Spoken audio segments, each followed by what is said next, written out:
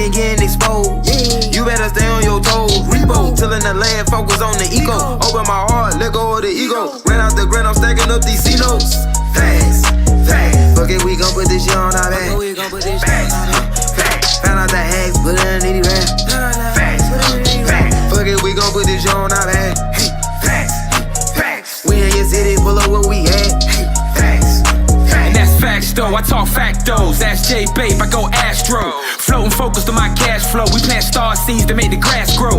I'm a refloater, I do what I wanna. Stacking the winter, sunbathing the summer. My chakras align and I shock them like Blanco. Only Pope will acknowledge a nigga is Pablo. At these events, I'm a god to my people. Got out the streets, yeah, we dodging a Rico. Game of roulette, I'm a casino. The game wasn't fair, yeah, the odds wasn't equal. Squad got the Chico, my squad got the Chico. Game in a drought, yeah, they starving the people. Blaming the doubt, make it harder to eat, yo. Not a placebo, this not a placebo. The food, the art, the clothes. This on the road. Gotta get exposed. You better stay on your toes. Repo, tilling the land, focus on the ego. Open my heart, let go of the ego. Ran out the grind, I'm stacking up these C-notes. Facts, facts. Fuck it, we gon' put this shit on our back. Facts, found out the hack, put it in the rap. Facts, facts. Fuck it, we gon' put this shit on our back.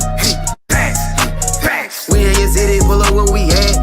Facts, facts. Started in Richmond, art of my district. Heart of the mystics, started for biscuits. Father to Isfits, martyr to misfits. God is my witness, God on my hit list. Moving the weight, we started with fitness. Moving with State Street, art of the riches. Give me the blues, my heart is in Memphis. It's part of adventure, started my venture. The F is for the A is for art. B is for O's, I'm playing my T is for check, I'm playing smart. S is for shelter, I stay in the park. Acres on acres, get lost in the dark. We playing the part, we playing it smart. Facts, facts, okay. The food, the art, the clothes.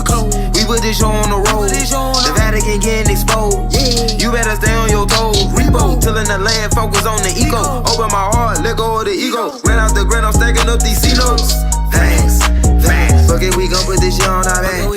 Facts, facts. Found out the hacks, put it in the rap. Facts, facts. Fuck it, we gon' put this shit on our back. Facts, facts. We in your city, pull up where we at. Facts, facts. It's a movie, it's a movie.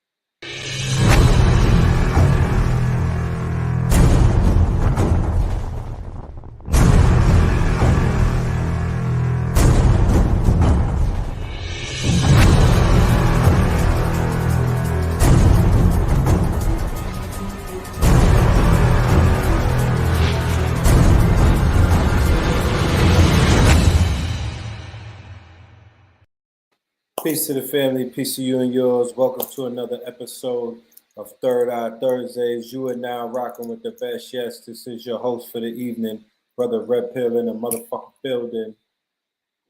How's my audio?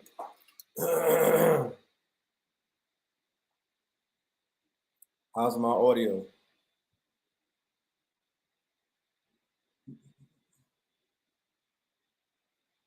Yes, indeed. Yes, indeed. Yes, indeed. Peace to the family. Peace to you and yours. Let's do an audio check before we continue. Yes, sir.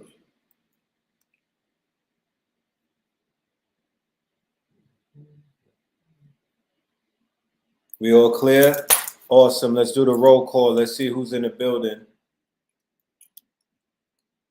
Shout out to everybody that's in the building, all of my KT aliens. Peace to everybody in the building. Let's do the roll call.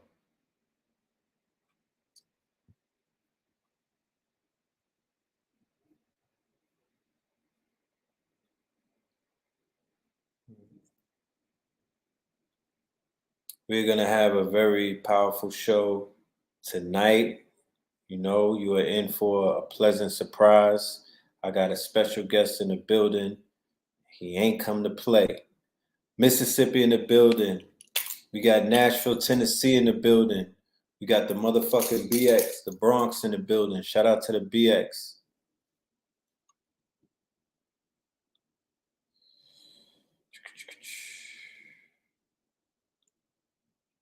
Shout out to, of course, North Carolina, Cleveland, Rome, Georgia, West Palm, Florida, Texas, Brooklyn in the house, Greenville, North Carolina in the house, Dominica, West Indies in the house.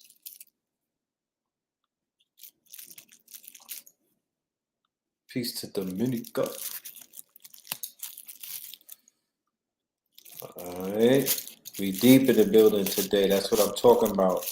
Yes, Virginia Beach, Cleveland, Ohio, Winston-Salem, Southern Mexico. You dig? Virginia Beach, Cleveland, Ohio, Chicago, Rocky Mount, Southern Mass. The family is in the business. I see you. Shout out to Haiti. I don't know if y'all noticed or not, but the USA and I believe it's Canada have invaded Haiti. So we want to send some love and light to our Haitian brothers and sisters. Sapase, we'll be updating you on that story very soon. Shout out to the Zoes in this BH. You dig? Shout out to the Zoes. You know? From Miami, geeking is a major issue. You know what I'm saying? I'm talking about ZZ. Who else is here? Who else is in the building? Let's see who's in the building with us tonight. Where's the family from the UK, the Mandem from across the pond? What's up with the Mandem?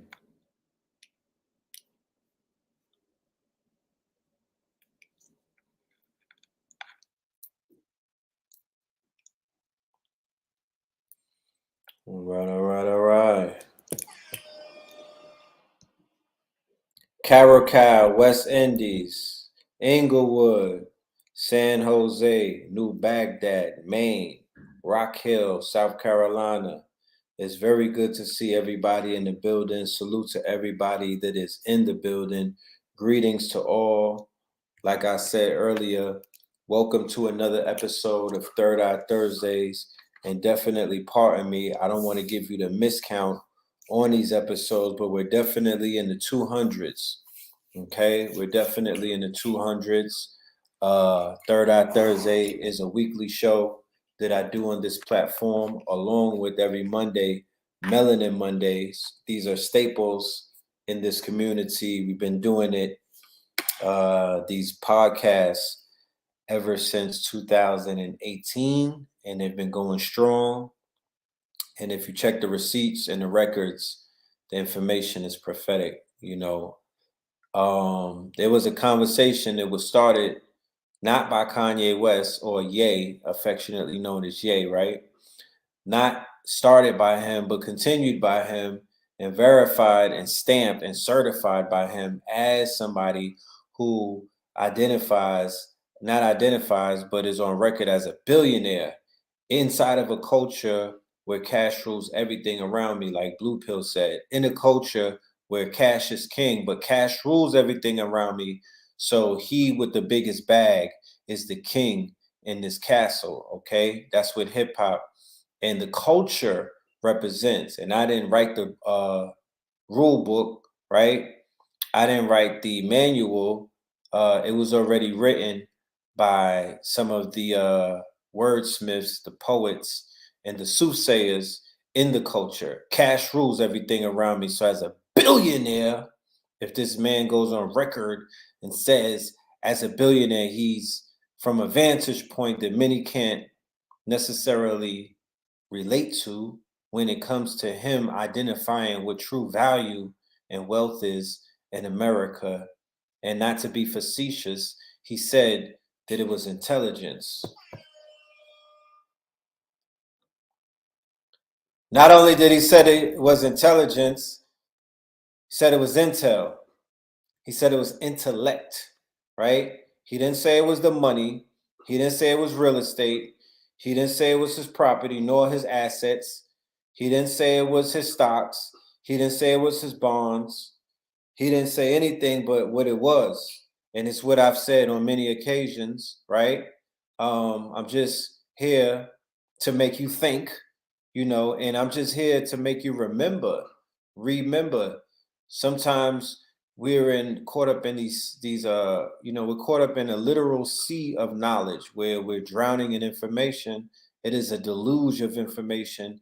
It is a sea of knowledge in this Aquarian age.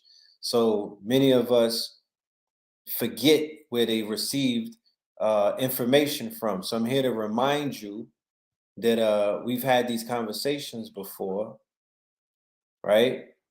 We've touched on these topics before, and these topics are being reintroduced and retouched. So we're here to remind you that, yeah, this was said a minute ago. That intelligence is the prize. Academics said, I'm the prize. No, intelligence and intellect is the prize in this culture. It is the prize not only in this culture, but in this world. It is the highest asset, right? Intel, intelligentsia, information. So with that being said, we definitely are in for a reevaluation, about where we place our values and who we place our value in, right? And who has the quote unquote, and when a reset takes place and there's a restructuring and whatnot, we have to reassess where we've added value, because as it stands, there's a lot of value added to a group of people who do not, I repeat, not only in their actions, but also in their speech, they do not reflect the quote unquote metrics that Ye reiterated in the interview about where value lays. So with that being said, it's no better time, to segue into our guest for the evening. I don't want to waste this brother's time. He has many things to do, and he's been doing many things, but this is a prophet amongst us, somebody who has been very instrumental in the metaphysical and the occultic and the quote unquote quantum conversation about these hip hop stars or these hip hop personas and deities and whatnot, or archetypes in the culture. So without any further ado, I want to open up the line for my brother, right? But also your brother, our brother, Brother Blue Pillar 44. Peace. Peace to the family. Peace, love, and light. Peace, love, and light. Greetings. Welcome to Third Eye Thursdays. Welcome back, for that matter. That was an elaborate introduction. I appreciate that. Thank you. Honors. I'm invigorated. I just saw. It's hard out here for a prophet. It's hard out here for a prophet. I just saw an interview that really did a lot for my my child, the child within me. It did a lot to spark my mind. It's very interesting when I get to think, watching content out here these days. There was an interview that you did with KRS-One and Soul Society that has the potential to shift the paradigm in this culture that needs the highest levels of conversations right now. And I want to say thank you for providing us with that piece of content. And I look forward to more pieces of content of such high quality. That was a nourishing meal. You're welcome. And thank you for receiving. You know what I'm saying? I was honored when I got activated to be part of that demonstration. Shout out to my brother King, Born King, Soul Society. These brothers, they exemplify, like he said, the master students. You feel me? what this is all about. I don't know if you saw the entire interview. Did not from top to bottom, but I Yeah, caught but big that's parts of it. at some point in the interview, the young man was talking about how he was contemplating suicide. That part I did see. I got to know a lot about him in that interview, but I Yeah, caught that part of 21st birthday on top yeah, of a roof. yeah, on top of a bridge or something, a building or whatever. You know, we've heard these stories multiple times. We have been active participants with speaking people off the ledge. This is not just a cute name. You know, it is something that we actually have been called to do.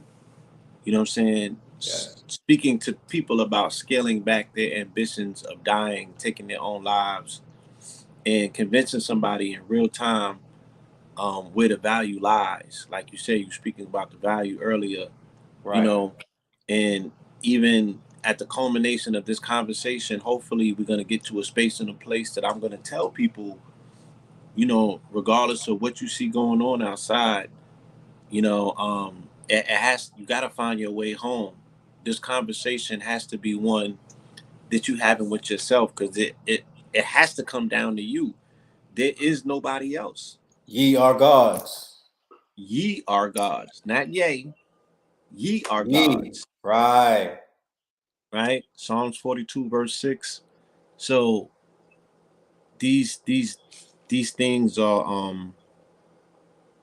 repetitive mantras, you know, that we have to sit with, we have to live with, and we have to consistently and constantly reprogram, you know, our subconscious to obey our command.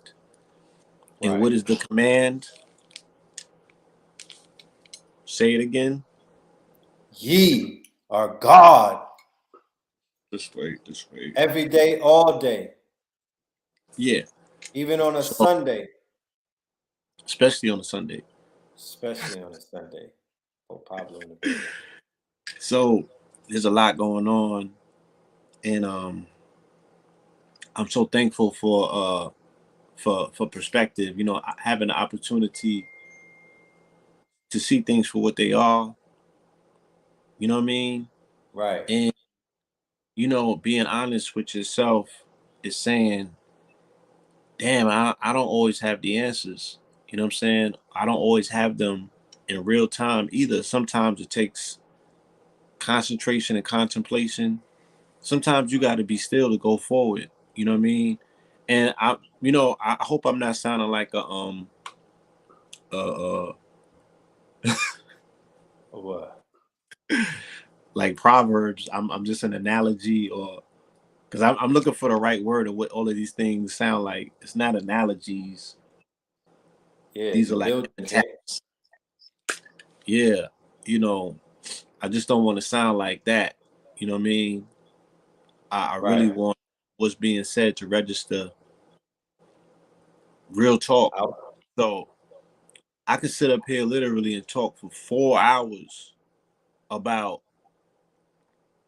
what I observe or what I think, or how this connects to that, or that to this, and Right. get all the metaphysical. And I even put a post up the other day that I had to take down, because I'm just like, you know, it's as deep as we can get. Right. You feel me? It's really, because it's Libra season, Yes. right? Libra season is about the scales in my eye.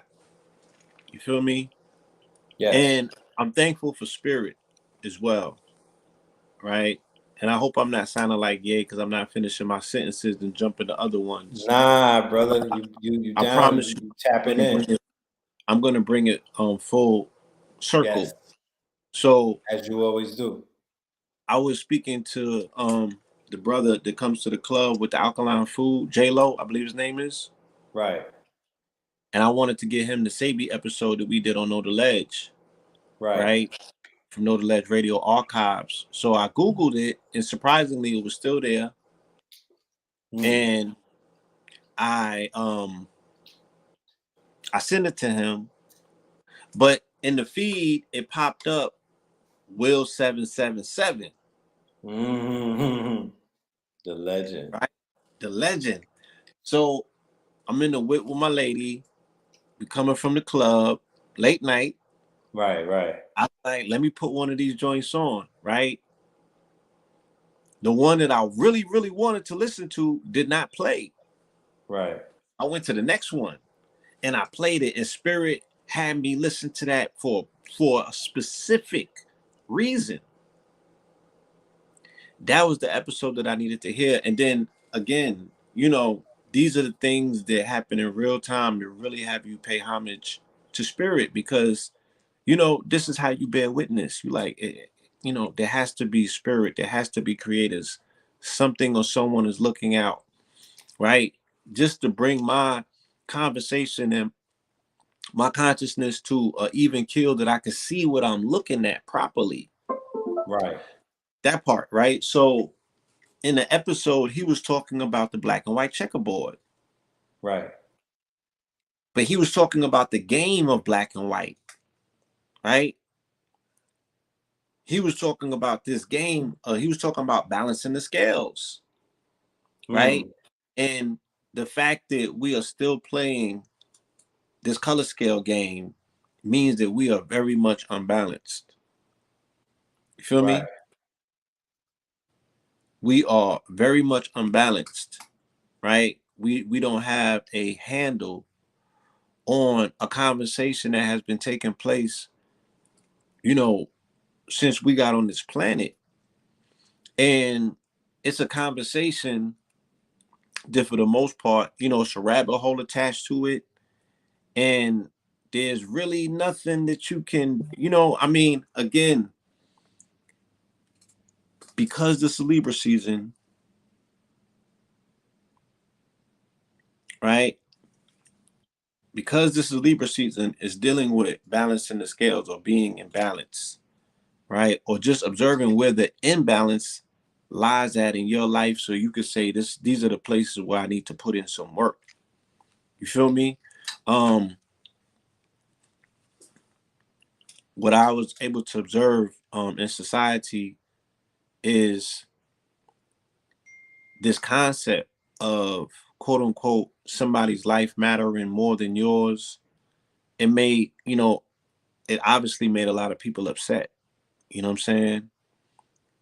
And the way that they responded to being upset told me a lot about, all right, well, they still have issues with, this particular subset of people, and they don't have solutions to those issues. They just got issues.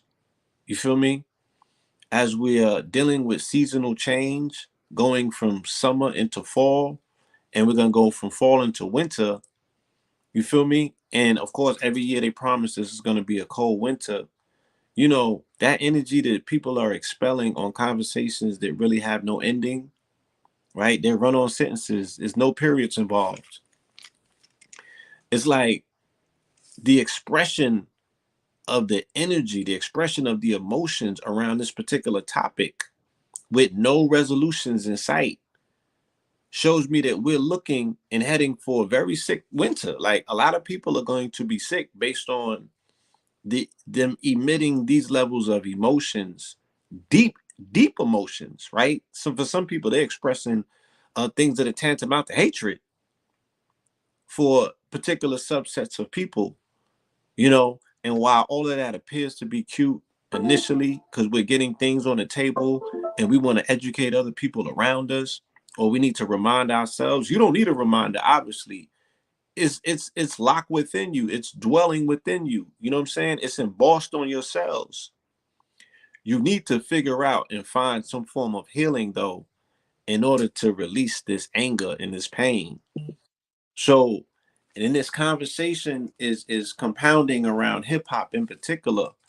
Hip hop in particular is a liver killer.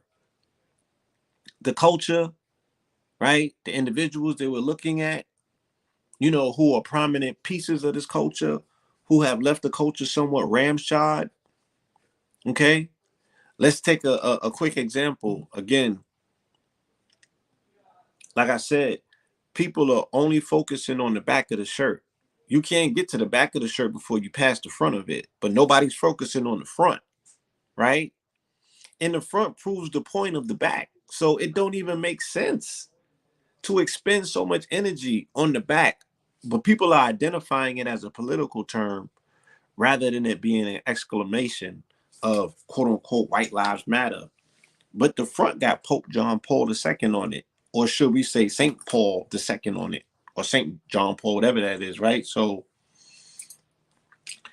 people's unwillingness, to be dismissive of the fact that, we still live during a time where we're under the foot of Christianity or Christendom, and this concept of a white Christ attached to, or a white Jesus attached to a white God.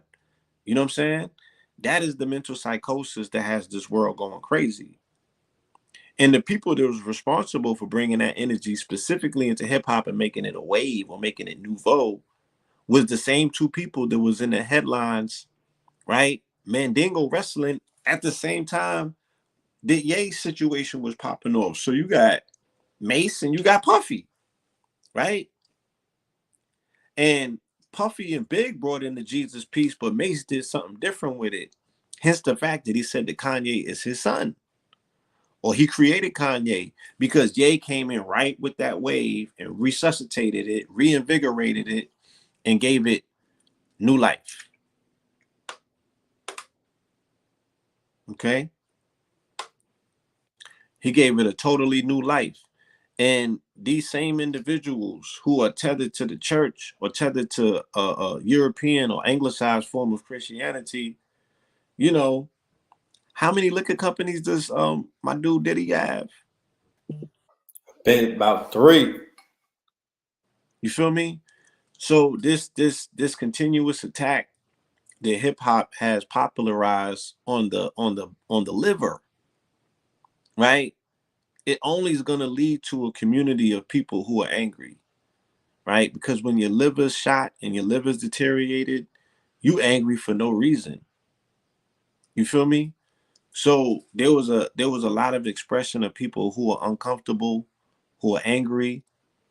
You know what I'm saying? Hip hop needs like a day where we could just do hugs, right? We need to hug it out as a culture and figure out, if you're so traumatized by your experiences with these particular people, what are we going to do to heal? What are we going to do to move forward? What are we going to do to remedy whatever the issue or the problem is?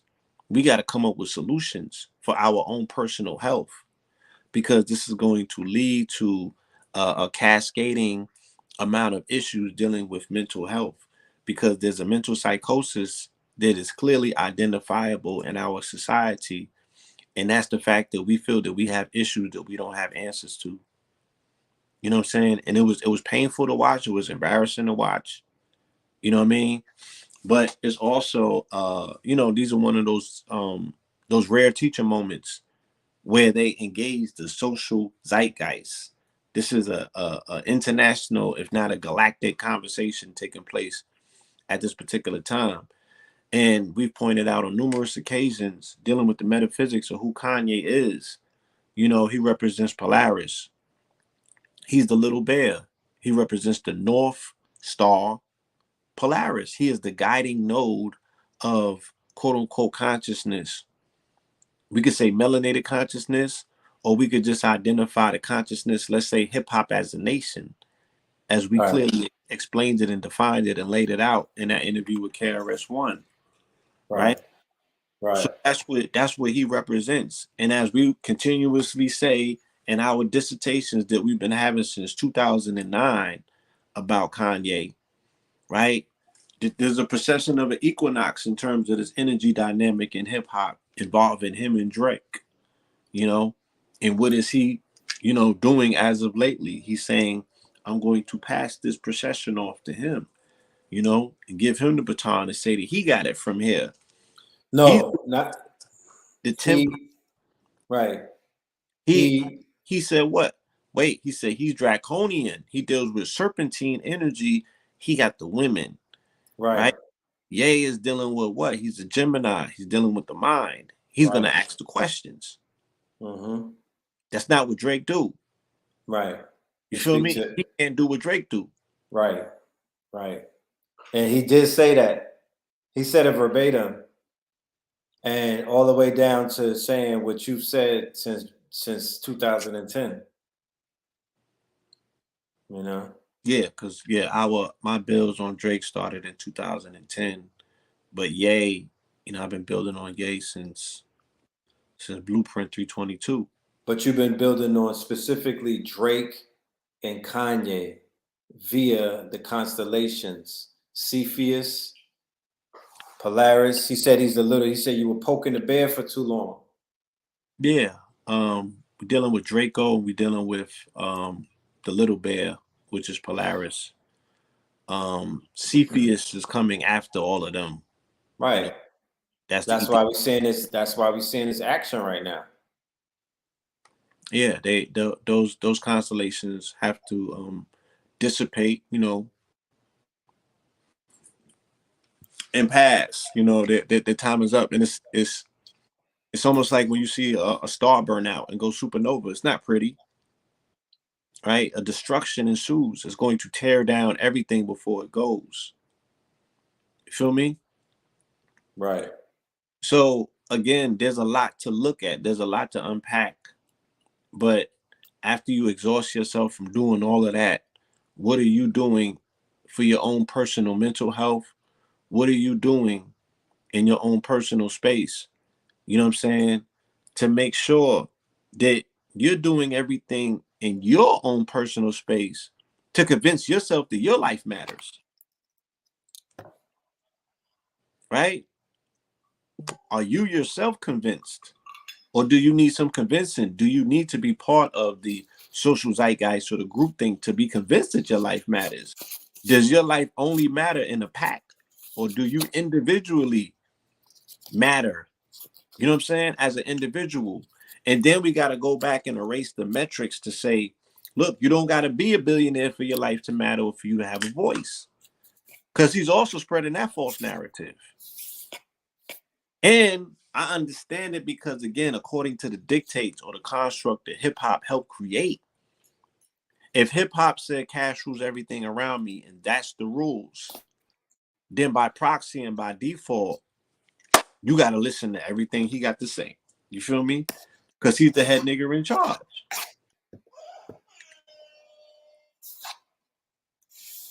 Right? It gets no more simpler than that. Because people's like, why are we still listening to him? You feel me?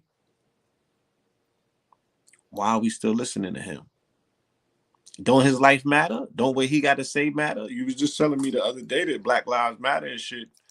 This is the most richest melanated man on the planet. Or in this country, so they say. Right? So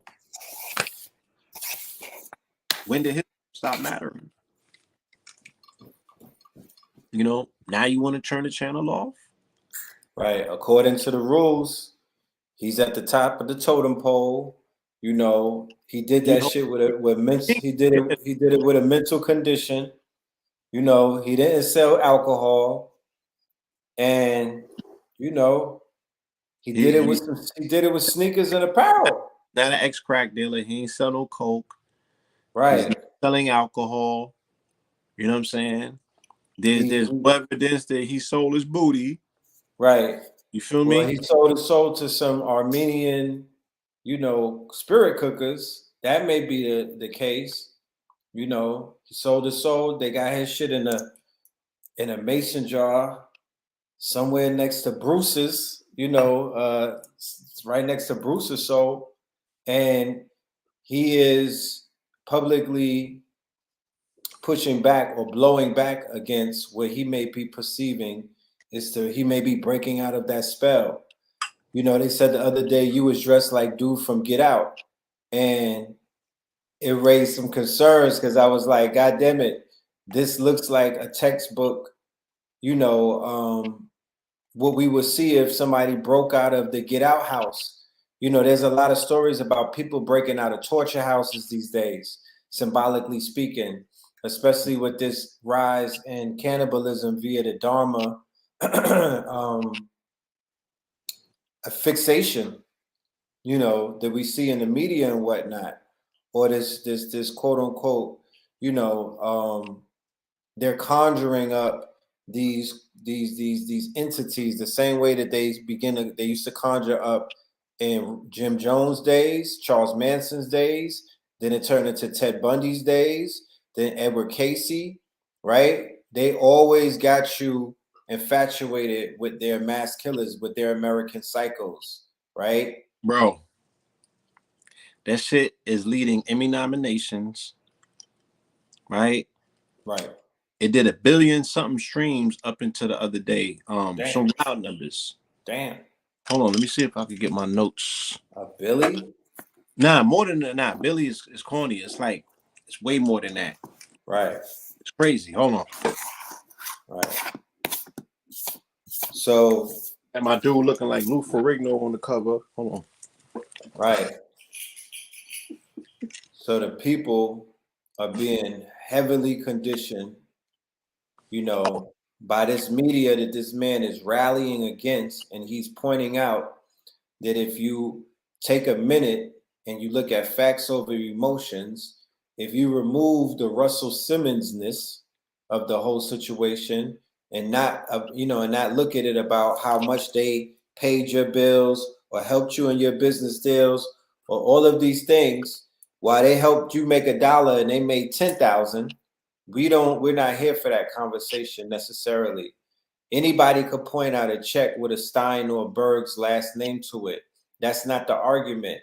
This is somebody who managed to run up about $6 billion to $11 billion, and he's telling you, bro, that's not the conversation. The conversation is not about who does business deals with them. If they're controlling the industry and the business deal, of course, Russell Simmons could sit in front of us and speak about the deals that he made with them, right? But what did he sell to them for them to give him these apparel and shoe deals? What was the barter? He helped to broker the sale of a multi-billion-dollar, trillion-dollar culture, and he did a video today bragging about shoe deals and apparel deals that they helped them with Fat Farm. And I'm like, fam, once again, you know the cost of everything and the value of nothing. There's a $1 trillion culture out of your hands, and you're talking about shoe deals. Don't this nigga ain't on a run for a rape charge? He's on a run, bro. He's on a run. Look, Chris Cuomo is on a run. Russell Simmons is on a run. The next nigga that Ye is going to have an interview is Matt Lauer. Didn't Pierce Morgan have a charge against him? No, are you serious? I need somebody to go ahead and do the research, because Chris Cuomo, who did an interview with him, is a Me Too dude, right? They didn't say anything about him taking down the video. Ye didn't even hit him with the Me Too shit. Like, how are you questioning me? And you basically got removed off of 3 networks because of you was out here Me Tooing chicks. Yeah, like I said, this conversation should not be about Ye per se. It's nice that he created a opening to have a broader conversation. But this Libra season, you cannot fail the initiation of the ego heading into Scorpio. Your ass on the scales. Scorpio decides whether you die or whether you live. But a transformation is still going to take place. So we don't even want to desecrate the holy name of death. Okay? Right. Because it's space in its place. Henceforth, yes. In order for something to live, something got to die. Oh. Right. Blue, can I add on? Yeah. Just real quick. So, of course, the Gemini in Libra season, who is imbalanced, is giving us the good and the bad and the ugly. He has people on one side of the scales. They're like, I can't let the George Floyd shit go. I can't let the White Lives Matter go. But like you said, this is the cognitive dissonance that people are living in, because white Jesus matters. What if he stepped out with that shirt? White Jesus matters. I'm ready to do a 60-minute clip of all of the melanated singers who got on stage and thanked Jesus when they got their awards. For all of the people who wore Jesus pieces from Mace all the way down to Kanye, like you said. We just had Mace and P. Diddy in the news. They were quarreling. These are the people who ushered in a very Romanistic mentality. They ushered in a very Christianized mentality. Henceforth, he went to become a preacher or a pastor, and then Kanye comes afterward. Jesus walks. He becomes something like a pastor as well. So this is a continuum of that, quote unquote. He's coming from that strain. Look, did I that tell strain? And I've told you this before, and I'll repeat it again. When I interviewed Ye in 2002, he told me he vindictively Right. made the takeover beat for Hove because him and his homies, and he was talking about back then. Right. They had an issue with Nas all the way back from him saying that he went to hell for snuffing Jesus when he was 12. They had a gripe. ball. Right. Did Nas because that ball was ether, it burned their soul. They burnt their soul slow, like the ether beat. Because what he believes in, his foundation, right? The man that he looked in and outside of himself too. When people are raised, he was so burnt by that ball that he went and crafted the takeover so Hove could vicariously get some get back that he wanted. Right. And then he spoke about his issues that he had with Hove for using certain balls. Right. So you see in his career, his outbursts are in moments where he's breaking out of the quote unquote Jesus spell. He's on the interview saying, I am God, right? He's in his music and whatnot with the God inflection before he goes back to being a good Christian after his behavior modification, right? After they renditioned him and started doing what they were doing with him, because remember, he was on the St. Pablo tour. Yeah. And after he got renditioned and he came back with the blonde hair, now he's a preacher. He's back in the church. Let me explain what happened in 2015. He was in Sacramento and he was on stage, right? Going in on the Clintons. Right. Right? I remember that. It's called A Moment in the Matrix. Okay? It was called A Moment in the Matrix. He was going in on Clinton. This is when Jay-Z said he gave him 20 minutes on stage in 444. Right? So he mentioned he mentioned Jay, he mentioned Beyonce and everything. He was talking about Democratic politics. The fact that they want him to tote the line. He's supposedly supposed to tote the line just because he's melanated and he was breaking the hole or the box that his handlers were attempting to put him in so he can what? Help the Dems get back in. Right? He broke his program.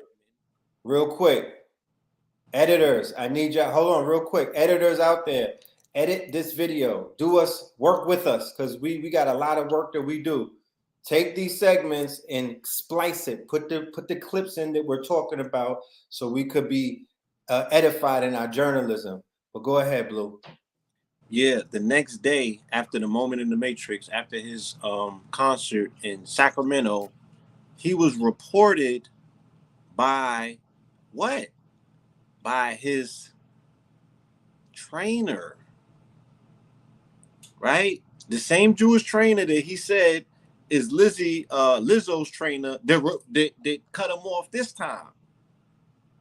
Remember? It was the trainer that called in and reported him. The trainer obviously is the handler.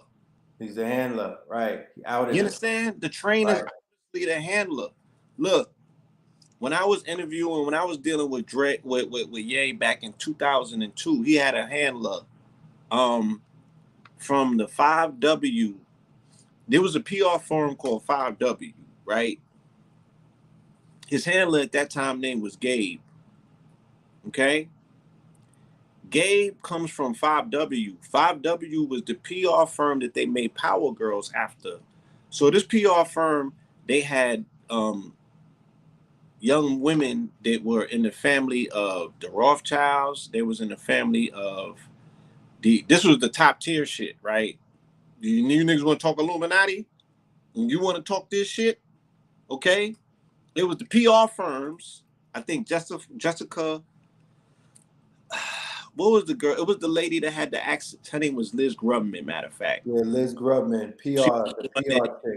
yeah, she hit him with the Range Rover in the Hamptons, right? So Liz Grubman had her PR firm, and her PR firm had all of the children, the young children, in particular the women from the Hampton elite crowd, from the social, right? The New York social set, right? So the New York high society set meets in the Hamptons. This is where they live, this is where they congregate, and they live on the Upper West Side of Manhattan. Yeah. And Jay Electronica later on, goes to London and deals with one of the heirs. But before that, they was all in PR, right? They call them the Power Girls. You could look it up. And they had a TV show. You could look up the Power Girls, right? So the dude Gabe, he worked from them initially for 5W, but then they put him in Def Jam. He was Ye's handler for a long time. How do I know? Because the minute that they got with Ye, that's when they was attempting to stop us from having interviews and conversations with him. You feel me? This is after he starts blowing up. You know what I mean? And they put that handler on him, and you couldn't get nowhere near him after that. Now, I done seen them shuffle Gabe around a few times with Def Jam artists. They put him on Nas when Nas got to Def Jam. They put him on a few people. You know what I mean? And he knew when he seen us what time it was. Because we didn't have nobody to answer to. We didn't have no handlers. We was the only ones in media and hip-hop media at that time did not have nobody to answer to. We didn't have no handler. You know what I'm saying? We didn't come through no BET machine. Shout out to my brothers from All Hip Hop. I don't want to put them in no negative light. But they could be marginalized as well. They was an official syndicate. And your access is dependent on your relationship with the PRs, whether you're going to get invited, whether you're going to get a spot on the red carpet, and whether you're going to get the interview afterwards. All of that is contingent on your relationship with PR firms. You know what I'm saying? So everybody's looking to be nice and do nice and not get in these people's way. So Ye has always had handlers around him. Always. You feel me? He's always had handlers. So the dude that was his trainer, apparently that had to be his handler. He turned him in back in 2015 when he was going off the rail. And then they took him into the psychiatric and hit him with the elephant juice. And then he came out with the swollen face looking like academics. And he ain't been the same since. Remember, he came out with the blonde hair. He came out on the I'm gonna tell you exactly when it was. It was a Gemini supermoon, because that's when he went to meet with Trump at Trump Towers. And he was taking the goofy pictures with him, remember? When niggas was like, that's Ye? What happened to Ye? Right. When he popped back up. He popped back up. Mad goofy. And this was the interim. Trump had not gotten inaugurated. He got elected. Right. But he was inaugurated, so he was still at the Trump Plaza. And they was doing the transition teams, and he was bringing in all of the white supremacists, and people was getting triggered from right then. And then Ye popped up with him, and so look, was like 3.6 billion. Damn. Feel me? Damn. Can I go into my screen share? You can. Yeah, let me show them some of this. Let me show them what it's here for. You know what I'm saying? I got you. I don't see the tabs or the permission. How do I watch porn in the meantime just because it's out there? Watch porn. Yeah, we're gonna get to that in a minute. Chills. When you finish your segment, do you see? Let me see. I gotta make you co-host. Do you see where it says? Are you in the back? Are you in the back room? Backstage? I mean, I'm in the studio. Yeah. Yeah. Click the button where it says present. I don't see that. I don't see nothing that says present. Mic, cam, chat, more, comment, setting, cancel. Click on more. You on a laptop or a phone?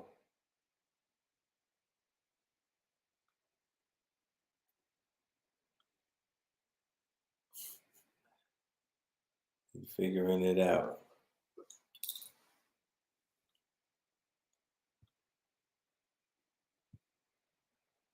Yeah, we got some files. I got some things I want to share too.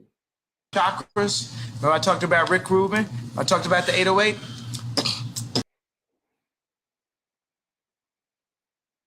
Yeah, we're gonna wait for Blue to tap in he wants to share his screen.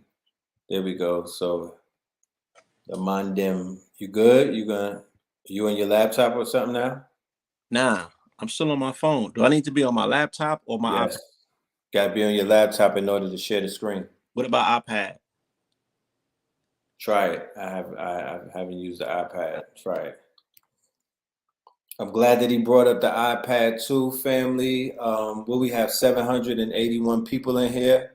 I'm gonna drop my Cash App. We did this experiment about 2 weeks ago, and we went ahead and we bought this machine right here.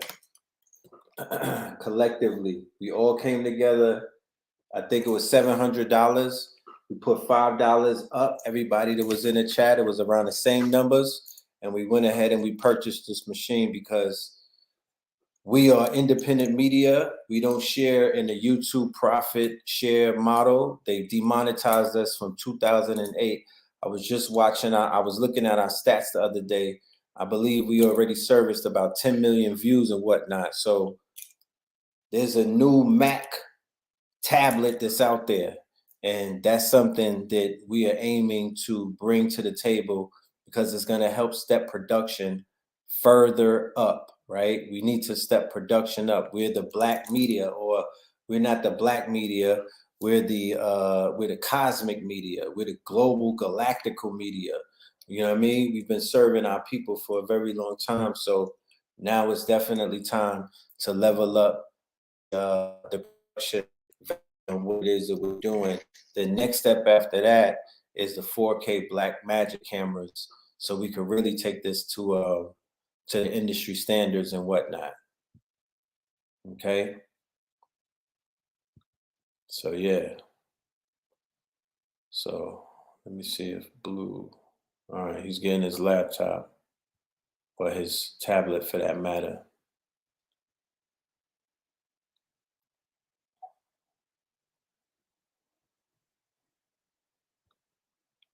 Yes, indeed. We loving the show. We loving y'all being here. You know what I mean? We're loving the information that we sharing with y'all. Because like I said earlier, we are the teachers, you know, we're here to teach. So teaching moments, we've been teaching and we're gonna continue to teach. And when the people when they here to get the information, then that's something that they're gonna receive and whatnot, you know. Gotta feed the people.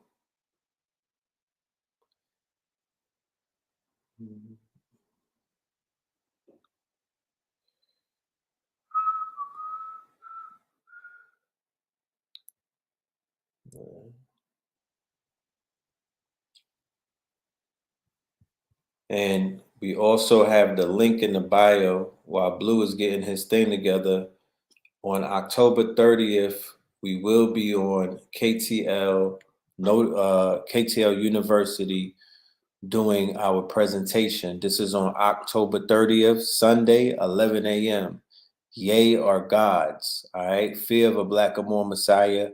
Yea are gods. The people said that they wanted it, so we're going to give it to them. All right. Fear of a Black or More Messiah. Yea are gods. October 30th, KTLUniversity.com. All right. That's our Zoom. We'll have a Zoom. All of my KTLians, everybody that been tapping in, please don't miss this one. This is going to be a bona fide classic. I promise you. I shit you not. I'm going all the way in. There's going to be information that we cannot put on YouTube. We cannot put on Instagram. That shit live. I'm already blocked on IG Live. It's been about a month already. So, you know, there's things that we need to say off of these platforms so we can remain platformed and not get deplatformed. But yeah, let me see. Blue is back. Link is in the description. Yeah. Good. I'm not on my laptop. I'm back on my phone. It was just too much for me right now. I can't. I gotta do Okay. I gotta do my camera, and then my slides are not in my. They're in my iPad. They're in my phone, but I would have to do a transfer. They come to the lecture for all that, man. I'm about to say, yo, look right here. I got Be all your kinds. gods, man. Yeah. If y'all know what Blue be pulling shit up in his phone on your cell phone in the Yeah, car, like in yeah, the whip. You be doing keynote presentations my at the red Instagram light. live format. I be doing whole lectures on my IG lives. To me, it's like DJing. I'm on his wheels of steel. I'm Right. changing You got records, different records. mixing, I'm Right. crossfading. You mix. You know what I'm saying? Like Because you weaving narratives, I'm like weaving how narratives. homie, I'm like setting Red, like to homie go. with the elbows. Yeah, that's my format. Like, and I gotta be on. I gotta be on the move. When I'm on the move doing it, it's even. Cause you juggling. It's I'm like it's like Stone Love. While you moving, remember I got that motion. You know how the young boys say, I got motion, nigga. So when I got motion and I'm in my flow state and I'm yeah, down and I'm downloading, don't let me be like on a sacred highway. I'm yeah. going dumb with it. Like I have a saying, and it's called the magic is in the momentum, Right. and it's the same thing. When I'm telling the news. I remember I was speaking to Keys last week, and he was like, "Yo, that Sinead O'Connor piece you pulled out was crazy." Right. And I was like, "Bro," I was like, "I got that." I was moving 99 miles per hour, literally. I was on the highway when I was putting them posts together. I said, "Now imagine if I had an opportunity to really slow down, and really analyze this news and make these connections and put them together for what they are." So I did. I slowed down for a minute. I'm actually writing a book. Right. Because it's just way You too might much. even Yeah. Is So are we gonna surprise them with anything on the 30th from that book that you and Alkebalon was writing? Conversations with Gods? Like could we give them a little goes with the cosmos. preview? Conversation with the Cosmos. Yeah. We definitely can. I was speaking to Alkebalon the other day. We do have a full form presentation, and me and him are going to be presenting where we're finally ready to bring this book out. So we're going to do a lecture format.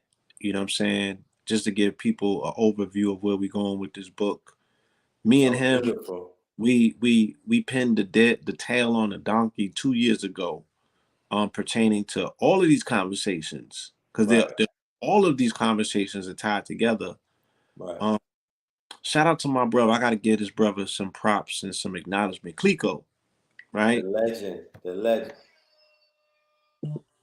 Shout out to Clico. Shout out to Turtle Gang. Shout out to Black Dot. Shout out to Brother Rich. You know what I'm saying? That was an extraordinary show the other night. And Clico did an extraordinary breakdown I seen on his page. And he was just talking about the threes, the Creed 3 and the King's Disease 3. 3, you know what I'm saying? And then this third interview, right? These threes, everything coming with threes. Right. You feel me? So, and he was speaking about the fact that all of this deals with solar aspects, right? The sun, the king, all of this corona energy that's still reverberating and popping back up. 11/11 is going to be the release of Black Panther 2. You know what I'm saying? With them talking about Atlantis and things of that nature. You feel me? They lit. All of these recurring themes. You know what I'm saying? All of this stuff, this congealed and just coming together. So Right. yeah, that brother, he got into his metaphysical bag. He gave an amazing breakdown. It was invigorating. It reminded me of the old days. You know what I mean? And yeah, man, there's just so much to unpack, so much going on. But it's beautiful when you see the mosaic of it all, the picture where you find out where all of the connecting points and dots is at. Right. You know what I mean? Definitely. Yes, Um, sir. But again, I overemphasize: do not allow this information to take you, on a ride for your life that you, you know what I'm saying? You don't lose focus. This is still about you. You have to do the internal work, right? We're going into the dawn, the twilight of, the death of the sun. You feel me? The lion's mane is falling. You feel me? This is Not what just mane, but right. you know, we're losing our strength as a people who are connected to the solar deity or the sun, right? So you have to make sure that you are being restorative, regenerative, and you're not burning everything out with these emotional outbursts. Right. You feel me? They don't bring anything back to you. That you're not gonna do nothing with. You're not gonna do nothing to these people. You Right. feel And I me? shared some. And again, yeah, and don't become an accident murderer. There's no such thing as the days. You have to be very poignant and concentrated as to who you feel that you got an issue or some angst with, right? Because you can't have it with an entire population of people, nigga. You don't got no nuclear bombs. Right. So this is the thing. This is the important part. And this is why people say, oh man, y'all, people are so distracted by what's going on in the news and not realizing that no, it's not about distraction. It's about getting in front of the narrative, right? It's about controlling the narrative, not just daily, because this is a 24-hour news cycle that we live in. Being able to stay in front of the narrative. Once you control the narrative, you own the energy of the event. The reason why our people are suffering and they're so fatigued and whatnot is because the narrative is being taken from them. Right. Inside of the narrative is the charge. Inside of the narrative is the energy. The narrative is almost like the quote unquote inner workings. It's the wiring. Once It's you take this. the net, right, You holding the strings to the double dutch. to the double dutch. The strings is Look, the narrative. you holding the aux cord. Hold on. The strings is the narrative. You don't want to be the nigga jumping in between the strings. You want to be the one that's controlling the strings, controlling the narrative, controlling the flow, you feel me, of how the strings go. And then Right, you're observing the people who are doing the jumping. And you can either turn up or turn out, right? right, You can do as you please, but you don't want to be the one who is contingent upon what somebody else is doing with the strings and they got you doing the jumping jack flash. right. Henceforth, right?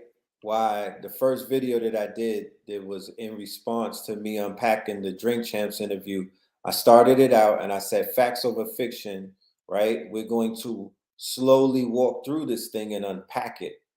We're not going to get emotional about it because we don't want to feed the quote unquote entities. We're not going to become emotional about it because I don't have time to trauma bond with you niggas. We're not going to get emotional about it because it's not going to solve anything, right? We're going to give you the facts over what's being said and what's about to happen. I told you Nori was going to go on the apology tour, right? I told you that, the what he was saying about the fentanyl and whatnot, there was information that was out there, right? That he got red pilled by Candace Owens because she put out a documentary that 95% of the black population probably never heard about or saw, so they weren't familiar with the facts, right? Later on, those facts come out and you see what exactly he was talking about, right? When he said that they hit him with the fentanyl, he said they hit him with the Fetty. Are you aware that this is a new way for law enforcement to take out people through the new form of police terrorism? It's no longer 20 shots from a gun, it's fentanyl on a napkin or on one of those quote unquote gloves that they wear when they're holding you down or when they have you cuffed and then rubbing it on your skin or on your gums or anywhere on your body and whatnot, you're having cardiac arrest, or you're going through what is known as these overdoses, and they're saying that you're ODing. Why don't you go and do the research, right? Instead of being into the emotional side of things, go and do the research on a number of overdoses of fentanyl ever since 2020. Now, speaking about fentanyl, it is a perfect segue for me to actually begin to make the case that I'm going to expertly deliver on October 30th, right? That I'm going to eloquently share on October 30th, right? When we do the Ye Are Gods lecture, Fear of a Black or More Messiah, Ye Are Gods, right? I'm going to share the power of controlling the narrative, because when the narrative is controlled, that's when the teaching can commence. That's when people can learn. That's when growth can take place. That's when we could get to the next level. If they control the narrative, it knocks you back almost 500 years. It takes you backwards on your levels. You don't gain from that. You don't earn from that. You don't even learn from that, right? You burn from that because they're taking your energy and they're using it for something. That's why so many people have been, they got triggered, because the George Floyd thing is an emotional trigger, right? It puts you back in your trauma. That's why so many people are emoting and went past the yay thing, and it's tied into the trauma that they're feeling because of what they went through during that psyop in 2020 and whatnot. So it's bringing back old feelings and things of that nature. That is very much understandable. However, once that is dealt with and once that is alleviated, we get into the other segments that were spoken of. That segment that I want to hearken on is the gripe, the public gripe, the quote unquote, he put charges on a group of people, and he told our people, or his people, right, who belong to different nationalities from different walks of life, and they're not all just black people. He told his people, go and do the research on these people. These people are hiding their hands. Something needs to be said about how they move around with our people, and they have our people in their hand. I'm going to play this clip, and it's going to show you further evidence and proof of what he is, what he's bringing to light, and how this narrative, if controlled and if not taken out of context, or not red herring, or not gaslit, or not quote unquote,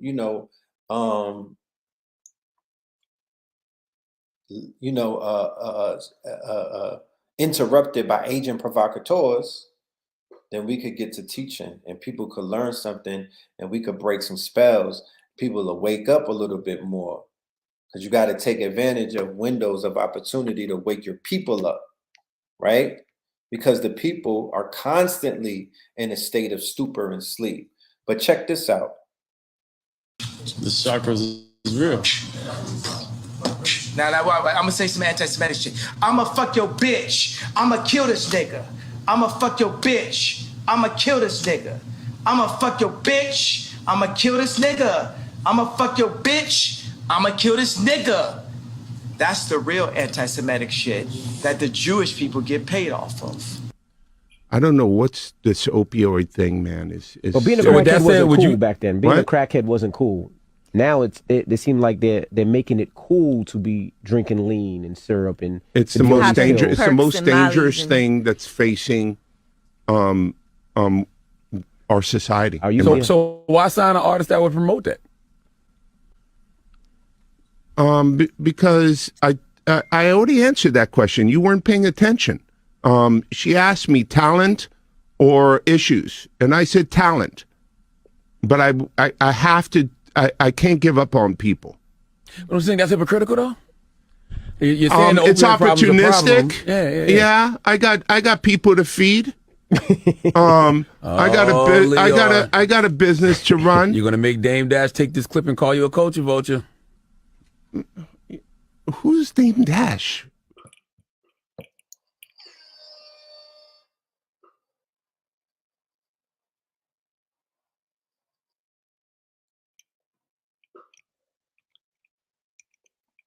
But y'all want to make excuses. You know, people are somewhat afraid to ask the questions, to point the fingers, right? Something that Dame Dash started to say, something that Michael Jackson tried to tell you, something that Prince tried to tell you, something that James Brown tried to tell you, the same tried to tell you.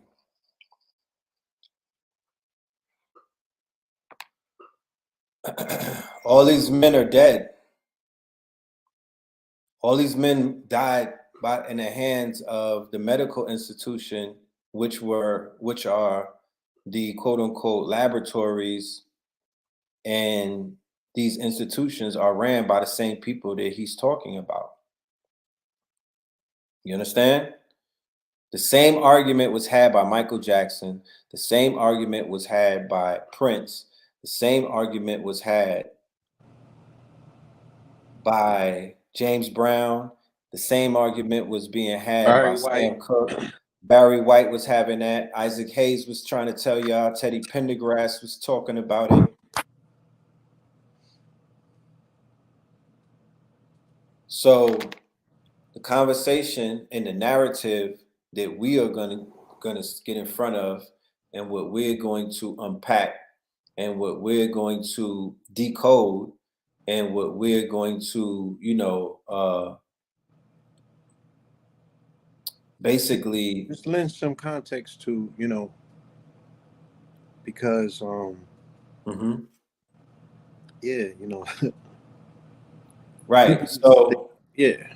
So we're talking about a substance, an addiction, or an epidemic that's taking place in America, not in Black America, in America, that superseded even COVID. That they had the whole world on lockdown, wearing masks. The opiate, or for that matter, the fentanyl overdose count skyrocketed through the lockdown leading up into 2020. Right. Now, there's a record executive by the name of Liar Cohen who is on The Breakfast Club openly admitting in the same sentence that the biggest epidemic facing the people right now is the quote unquote lean opiate and fentanyl epidemic, right? And in the same sentence, when he was asked, well, why would you sign artists? And for context purposes, for people who are not familiar with one of his most famous artists one of his most famous proteges, that would be Jeffrey Williams, aka Young Thug, right? So Young Thug, at the height of his career, fit the criteria for the rapper who endorsed all of these things that I'm speaking of, mainly in the form of pills, syrup, which is lean, right? Molly Percocets, ecstasy, and and I guess a little bit of Xannies, right? Xannies and Molly, right? So Liar Cohen, who is the architect behind the 360 deal, right, launched his record label 300 off the back of Young Thug. That was his marquee artist, right? Then he sold 300, and now he's at YouTube. He's the head honcho at YouTube. And when he got into YouTube, that's when the drill rappers, not the drill rappers, the trap rappers like the Migos and other artists, like the SoundCloud rappers, and a lot of artists of the lower frequency who were promoting the lean lifestyle, the pill lifestyle, the ecstasy lifestyle, all of these lifestyles, their pages never got shadow banned. The content never got taken down. They actually started going triple and double millions. They went from 20 to 300 million after Liar got to YouTube. Okay. So they went and took they took the streaming formulas and everything else that is so easy to manipulate, and then they went and tapped into the digital streaming platforms, which are equally as easy to manipulate, right? Because it's really a number. You know what I'm saying? Especially if you behind the curtain. And now YouTube is being quote unquote utilized. If you look at all of the Black Death, if you look at all of the degeneracy, if you look at all of the things that are RICO that are coming from, that are on YouTube, that are RICO indictable, right? If you look at all of if you just look at how the algorithm promotes, pushes, and encourages a certain genre of entertainment, then you would begin to see a pattern, right? And you could tie it into what's taking place. That has real life consequences, right? Not speculatory, not somebody trying to fluff, like real addiction, real ODs, and I'm like, damn, there's no accountability in that in that regards. Mm-mm. None whatsoever. None. He said he got mouths to feed. And what year was that from? You remember? Yes, I do. That was from 20. This was not after the lockdown. This was like 19. Right. It's like 18 or 19. 18 or 19. So, it comes down to culpability as well. Culpability and responsibility. And again, that's all of these conversations is the lack of responsibility. Right. Nobody wants to take ownership of anything. Everybody seems to be passing the buck. And that's not a 2020 characteristic. Post 2020, post us going quantum, it's supposed to be about responsibility, right? You gotta stand on your shit. Right. Nobody's standing on their shit. How many rappers have signed to, Laya Combs after that comment? You know what I'm saying? How many people have submitted themselves, to be whores? You don't force whores on the track, right? You incentivize them. Some people is into gorilla pimping and they might be strong harming, some of these hoes to get on the track, but a lot of them is just propositioned. Right. Right. So we seeing a lot of propositioning take place. Let me get this camera right. All right. So we see a lot of proposition taking place. And what are they being propositioned? Why? They're being propositioned and turned out by exposure, opportunity, you know what I'm saying? Or just being part of the whatever. So you can't fault somebody for dangling carrots. You can't fault somebody for laying traps, man. This shit is the jungle at the end of the day. If it's some money to be made, right. You feel me? You gotta expect that they're gonna be on your helmet. You gotta expect that, wherever there's cheese, there's traps. Oh, that's a ball. Nah, that so is. When is these young men gonna take responsibility? These young women. When is anybody in this community gonna take responsibility? It's never been a time where there have not been slave catchers. There's never been a time when there hasn't been somebody looking to snatch you up, right? If you on the streets, you butt ass on the street wandering, somebody gonna scoop you up. And that's the condition that a lot of these artists find themselves going up to these labels in still to this day. You know what I mean? And they seeing when they coming. I have made this point a bunch of times. And looking at, you had sent me, after I did the KRS-One interview, you sent me some videos about some of the forefathers of hip hop that are not getting mentioned, that they dispute. So we talking about Disco King Mario, and then I went and looked at another brother named Green Eye. Huh? Yeah, Coke La Rock. Coke La Rock is another one, but there's another brother named Green Eyes. Right. And he brought the flash. He brought the, because he was digging pockets. So son was getting bread. You know what I'm saying? And he was getting jig. So he brought the fashion in. He was like, the Bronx was bombed out. They was bummy. They had no money. You know what I'm saying? So even when he was coming back to the park jams, he was stunting. You know what I'm saying? There wasn't no money up there. Crack hadn't hit yet. So, you know, this incentive, right? Now the younger people, they want to keep up and catch up with him. They seen what the formula was. Oh, he showed up with the drip. You know what I'm saying? He leaving with the shorties. They just coming out of disco. Niggas had, you know, Right. tight leather shit on. It's kind of moist. You feel me? Right.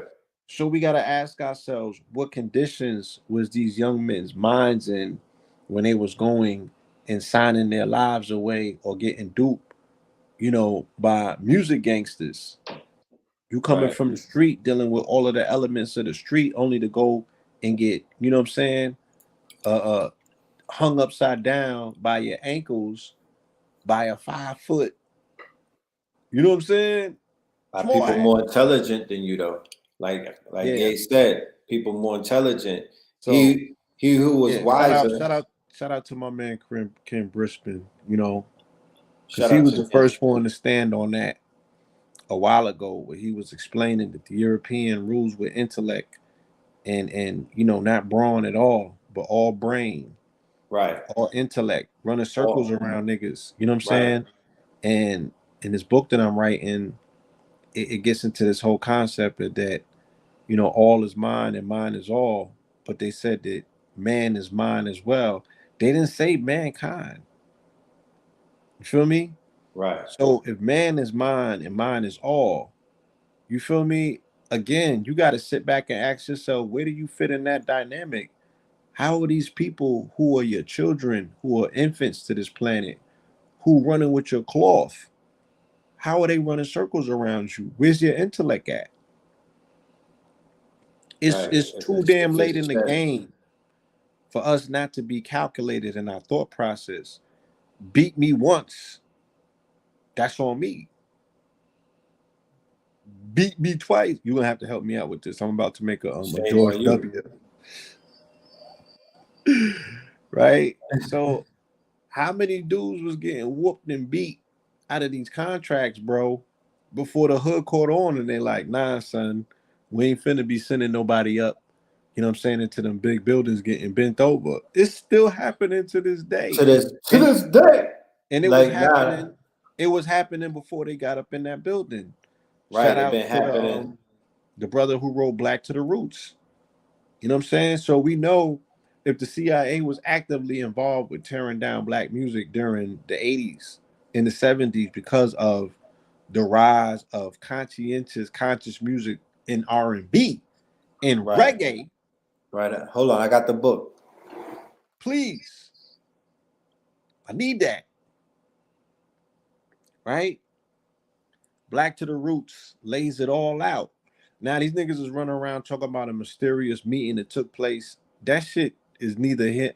I can't say that it's neither here nor there, but there's no empirical proof to show whether that meeting is true or not. What we do know is that the CIA commissioned Harvard to come up with a way to intercept the influence of black soul music in the 60s and the 70s in particular, right?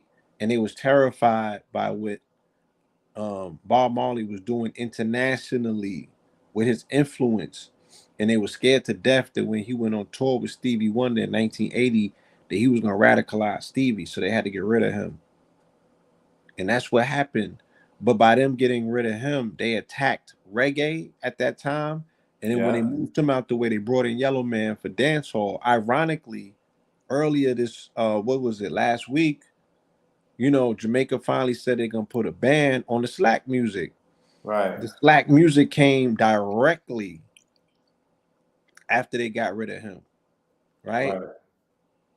Directly after they got rid of him, they brought in Yellow Man, and reggae was never the same. It went from slack to dance hall, and they never got it back. Never. You feel me? So if they was dismantling these forms of music in the early 1980s, right? And then Clive Davis becomes a major player later on when he brings in Uptown Records with Andre Harrell before Puff. How you gonna tell me once again that the plot wasn't in from day one? And the bug part about it is that the hip hop that we identify with, that we gravitate to, that we love so much, that we call the golden era, this is when these melanated men was very much conscientious about what was going on in the art form and what was and who the imposters was, and this is where this is where school was taking place by way of the music. They ain't want that to continue to exist. You feel me? But KRS One speaks on it, and there's a few other people that speak on it. They like, yo, the initial jerking, the initial raping you records that happened in hip hop was not by way of the small hats. Right. It was by way of our own people. Right. They own people. Who was taught, these are people that got bit by the vampire, more than likely, and they perpetuate the biting. And that's what happens in the industry. That's what happens in abuse, period. Right. When you abuse somebody, you bite them like a vampire, you turn them into an abuser, then they go abuse other people. Right? More than likely, Andre Harrell got it done to him, allegedly. And more than likely, he did it to Puff, allegedly. And more than likely, Puff has done it to everybody that he's coming into contact with, allegedly. Right. And yeah, so that's how that pattern happens. How do you break the cycle? You feel me? Has anybody got away from the plantation? That's what you need to ask yourself. Right. For it not to be coincidence. For people to be like, nah, I don't know what he's talking about. Did you see the Russell Simmons interview? No. Oh my goodness. No, I refuse to. Why would I mean, I know he's a lapdog for, you know what I'm saying, that segment of society. So no, I ain't got no time for no Russell Simmons, what he got to say. Right. It matters not. Right. I mean, let me say, as a journalist and somebody who wants to probably not so much critique the commentary, but it might make good. I might be able to put dissertation. Yeah. So I watched it. It got some meat. I mean, it's pitiful, but it's it's good for context, because this is Russell. Remember, it's the narrative. The narrative, he's a part of it. He's a major player as a master node. Yeah, in terms of hip hop. Whew. His as fingerprints, his carbon, his proof of work, his carbon print in the culture of hip hop. He's a master node. It's almost like he's a Kaiser Sosa of this shit. Did you see the Kevin Spacey information? He brought in that segment of society into hip hop. He brought in Liar. Before Liar, he brought in the Beastie Boys. Right. Then he brought in before the Beastie Boys, he brought in Rick Rubin. Right. That was his partner. You feel me? I think he was staying in Rick Rubin's room at that. So NYU. He was in his dorm at NYU. Right. So Rick Rubin had a very instrumental part to play with the beginning phases. So that's another thing. We can't pretend as if they had nothing to do with the early beginnings, like they ain't had a hand in the pot. That would be disingenuous. Who said that they didn't? I'm just saying. Wait, what you talking about? No, who said that? They've been there from day one. I'm just saying. They don't get mentioned in the conversation. They mandingo wrestling about the blacks and the Puerto Ricans or what have you. Right. But they was there. Relationship between. Yeah, they was there as well. So, hopefully, man, I'm not interested in that aspect of the conversation anymore. I've decided it's just too much of a rabbit hole. Right. I'm gonna continue approaching it from my religiosity and telling that narrative. Oh, it's all about angles. Yeah, these roads meet and converge, and this is a larger biblical story. The cultural context of the story is really about the zeitgeist, about where we're at in time and space as a people and what's being called upon us. We got some self-auditing to do, and we got to go back to these books and look and see what time we're in. And it's also a case study, and we did a show with Brother Rich, me and Supernova, about the Red Pill community. And I gave a definition of the red pill, of what being red pilled is, and what the phenomenon of the red pill is. And I wasn't referring to myself as the red pill. They jacked your name a long time ago. They didn't remix Right, that shit right, like 4 times. right. You know, rightfully so. Yeah, rightfully. And what Kanye West did, right, on the Drink Champs, when people understand what red pilling is, he basically was red pilling the black population, most what he identifies as the left, with right wing talking Talking points, points, right? right, and with a right wing, like a right wing right hook, and with that, and with those right wing right hooks, he successfully red pilled a large population of people who wear his sneakers, listen to his music, Oh right? yeah. And remember, because what he did in fashion, what him and Virgil did in fashion, was something that was not done in fashion before. They tied ideology into fashion, right? They changed fashion forever because he married concept to fashion. That's what Kanye did. How has that never been done? What do you mean? What do you mean? What do I mean? Explain yourself. Not never been done, but it wasn't being done in streetwear. It wasn't being done in urban fashion like that. What You dig what I'm ideology did saying? he tie into streetwear that had not been there prior? Help me He out. brought in the ideology of the way that like with the whole Balenciaga thing, when he was marrying the concepts of Balenciaga with the mask over the face, you know what I mean? When he was, giving you the mind state of what these houses were about. You know what I mean? What were their mind state? Like what were their what did they stand for? And then he married that into the outfits that he was making, the uniforms that he was making, the way he was, like his first season and his second season, when he had the concept of shit being minimalized and stripped down. That minimalized and stripped down look was being married into the concept or the mind state of minimalism, right? From those people that he was studying in both Europe and other places, not just fashion houses, but thinkers, right? So Architects, right, right? architects. But the reason why he praises Balenciaga as the top brand and things of that nature is because that's what Balenciaga was known for. He was one of the people who was marrying, he was anti the concept of the fashion shows, how shit was supposed to be, and he was a disruptor in a sense, right?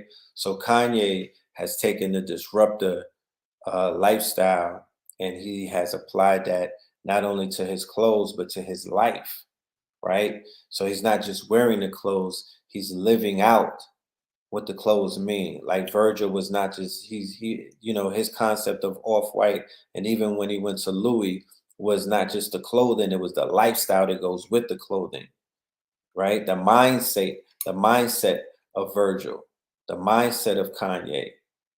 So that's what he's known for in fashion, for changing, because he married concepts of lifestyle with the fashion, you know what I mean? And he did it very successfully. And you're saying that that wasn't being done in fashion prior to Kanye? No, not by Calm down. You're artists, shaking like a leaf. Oh, okay. not by artists. Because I'm like Supreme as a streetwear.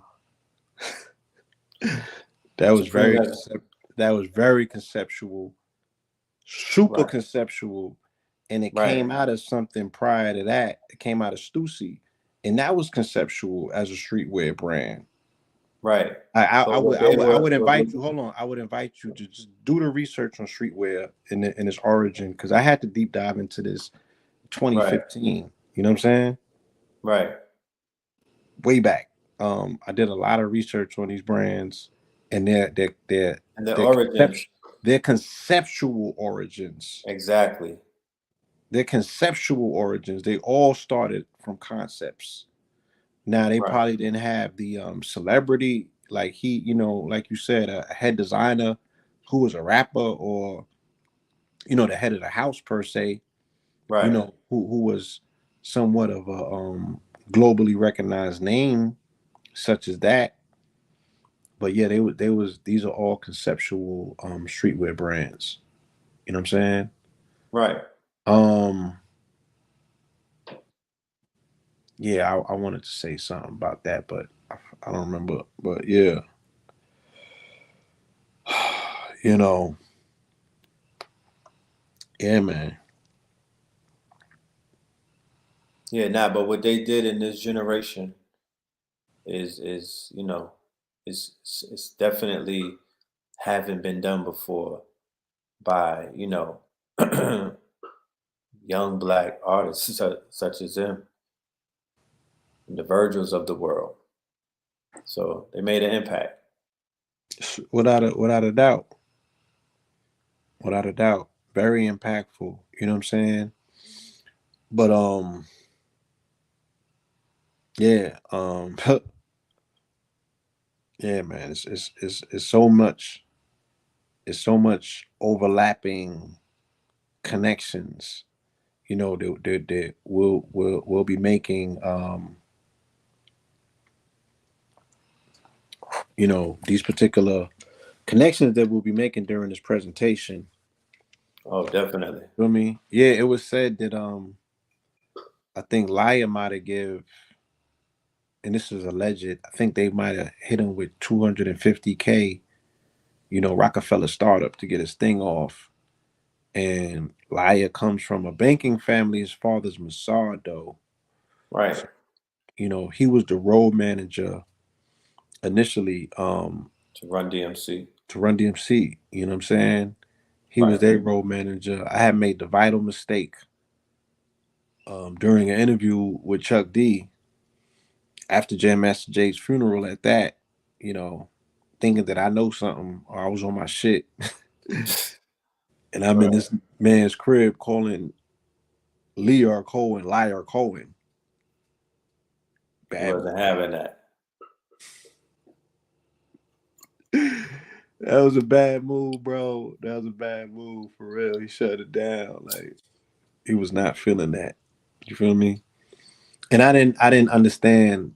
Like I'm like, damn, you caping for him for real. I didn't understand the fullness of their relationship. You know what I mean? Yeah, now they got solid relationships with him. Yeah, you know, that's where the whole grift thing, you know, the ouster of grift comes from the solidity of that relationship. Right. And, yeah, he wasn't there for none of that.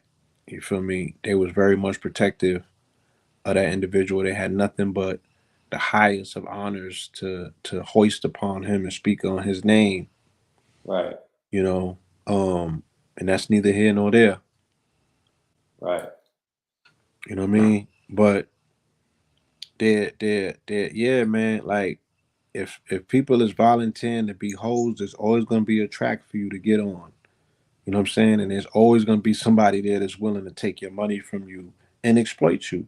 And that's just the truth of the matter. And it's very negligent for us, you know, to tell the children anything different or to even have them believe that there's just only one subset of people on the planet that's capable of that. You feel me? You're gonna get that everywhere that you go, especially when you move like a hoe. You know what I'm saying? There's only two things in this world: there's pimps and there's hoes, and you can't be both. So you got to make a decision about where you want to end up. Church. Tabernacle. Tabernacle, right? Tabernacle. So they just out here doing what they just doing what With they Pimp do. Joe. They doing what pimps do. And Pimp they have a very long historical history in the music industry for whatever reason or entertainment for pimping out melanated uh uh you know talent, if you will. Right. And before I even get into these deep dialogues online with people who presumably may not really know anything, right? And that's no disrespect. I'm just saying I can see from the conversations taking place that, you know what I mean? Everybody ain't they, like they that's don't what have I'm that saying. quality. They don't have that level of education really yet to really chop it up. Damn But sure it's like don't you have enough said. to get in front of no train, no fast moving train. And that's what the the social zeitgeist, right? It's a fast moving train. You know what I'm saying? You need to go and read some books first and educate yourselves, and then we can have conscientious, non-emotional conversations and observations. And then if you get in front of somebody, you can articulate yourself in a way that's respected enough to hold their attention to get to the second question. Because I'm seeing niggas get shut down out the gate for how they come out the gate. There's no cleverness, there's no, you know what I'm saying? Niggas is just not chess players no more. Like that shit ended with the jizz or something, because I ain't seeing no chess moves. You know what I mean? And you gotta have a, you know what I'm saying? You gotta have a hand that's almost tantamount to lucky lefty if you want to play in this arena. Because them people seen it all. They done seen it all, heard it all, and done it all. And they've been living comfortably with your birthright for so long. It's just like the U.S. dot. You know what I'm saying? The niggas putting paperwork trying to get their birthright back. You got to jump through mad hoops and loops. You feel me? And your shit better be tight. So it's the same thing with this. You know, it's only a few people who I'm looking forward to hearing from. You know what I'm saying? That have the potential to make this conversation kind of spicy and interesting. You know what I mean? Maybe like 3 people on the planet at this point. Because not too many people understand how deep this rabbit hole goes. Not many people have qualified themselves and immersed themselves in the research enough to unravel it and unwind it. You feel me? It's sticky. Yeah. Pope did. Sticky. Yeah. And you could lose your head. God did. You could lose your coins. You could lose your clothes. You feel me? Don't play with this one, y'all. Don't play with this one. Again, you would be better off adding value to yourself and taking this time to really concentrate on your own personal self, on your own personal development. We are in a transitional season. This requires you to be doing some level of detox. You should be detoxing from the distractions. And again, I don't consider this a distraction. I would say that it's more so a calling for you to understand the holistic nature of this conversation. Case in point, while he was just simply, because all he's doing is finger pointing to bring your attention to something. But if we step back and say, all right, well, what are these people actually up to in real time? The Fed is destabilizing global economies. Talk about it. Right? Them people that he's talking about, them banksters, who they like, nigga, you're 194 billion or $1 billion, whatever you think it is. Nigga, we run through that daily. That ain't, he think he got an allegiance because he putting 100 M's in a fucking bank. Right. These people is peanuts. Yo, they said they got $11 trillion of gold underneath the floor in London. In London, right. And they couldn't even prop up their economy. So if you got $11 trillion in gold, and the queen just died, Lord knows what sort of fucking reserve she left open. If they can't prop up their economy, this is Britain. Now they said that they said that the Cerebus dog is a 3-headed dog, right? Right. Do you remember where they said that the 3-headed dog is located? They said DC is military. You remember what the other 2 heads are?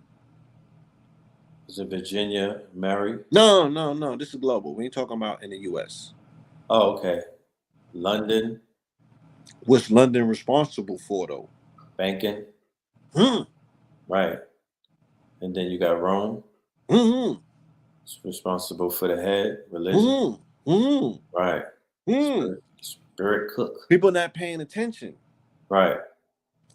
If London is head of finances, right? Because London City is different from London.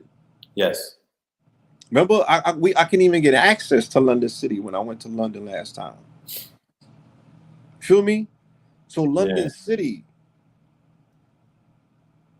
the shit. I don't know if you're a Harry Potter watcher. Right. But Harry Potter, they got a scene in like when he go into it's a certain part where the elves and all of them is at, where the magic takes place. That would be like Right. London City, an Okay. enclave. It's inside of London, Right. that exists for only so many blocks, but it's a separate part. It's like the Vatican. The Vatican is its own nation within Rome. Right. Just like the District of Columbia is its own Columbia. nation within Maryland. Right. Who's running a senator named Westmore, Westmore. 44. Right. Who they're looking at to be the shoe-in. So this would probably be your, I would imagine they're looking to prop up. If they get Stacey Abrams in, they're going to run her immediately. Right. So they put them together in four maybe. I'm looking, he looked like he'd probably be 2028 because they got to get him in. He got to do a term. They're probably going to 2-term him, based on whatever the political atmosphere of the time is. But they definitely getting him right. Right. So you want to keep your eyes on him. Yeah, grooming him. Westmore. Yeah. And a student named Westmoreland, Euro, he died. He was a student, an 18-year-old student, had another sad, sudden adult death. His name is Westmoreland, European. Who's this? Out of Virginia. He was an athlete. Somebody sent me an article of that. But every day. Oh, recently? Okay. Yeah, like today or yesterday. So the global economy, right, is being affected by the Feds propping up the interest rates to save the U.S. dollar that is a behemoth right now. Right. In the global market. Nobody can compete with the dollar. The dollar's what did in, Liz Truss after her 44 days. Right? She can't rebound the economy. So if London is in trouble, the yuan, the Japanese currency, that shit was in the toilet the other day. Right? They keep talking about the Russian ruble and all of that being backed by gold. Evidence has not shown it. Somebody just sent me an article today saying they just backed the US dollar by gold. I gotta go and do the research. Right. So these people moving. Right? So this is just on the global scene in terms of the currency, right? The dollar's decimating everything and inflation is sky high. Right? You believe that, you going cashless. You better get you some cash and sit on some currency, some physical fiat, right? Yeah, it may all be part of the script, but listen, all financial meltdowns happen in October. Right? And Libra season is when all financial meltdowns happen. Right? We see what's going on in Russia. We see what's going on in China. Right? So last Friday, which will be a week from now, because I believe today's Friday, we crossed the 12 o'clock mark. The Biden administration, and I doubt very much it was Joe Biden, but the Biden administration, whoever is, shuffling papers and pushing pens over there, right? Or the military, as I've been said, there's no way that the military is not in control. We are living under fascism. It has to be. You believe that Biden is the one doing this? Then you crazy, my nigga, right? So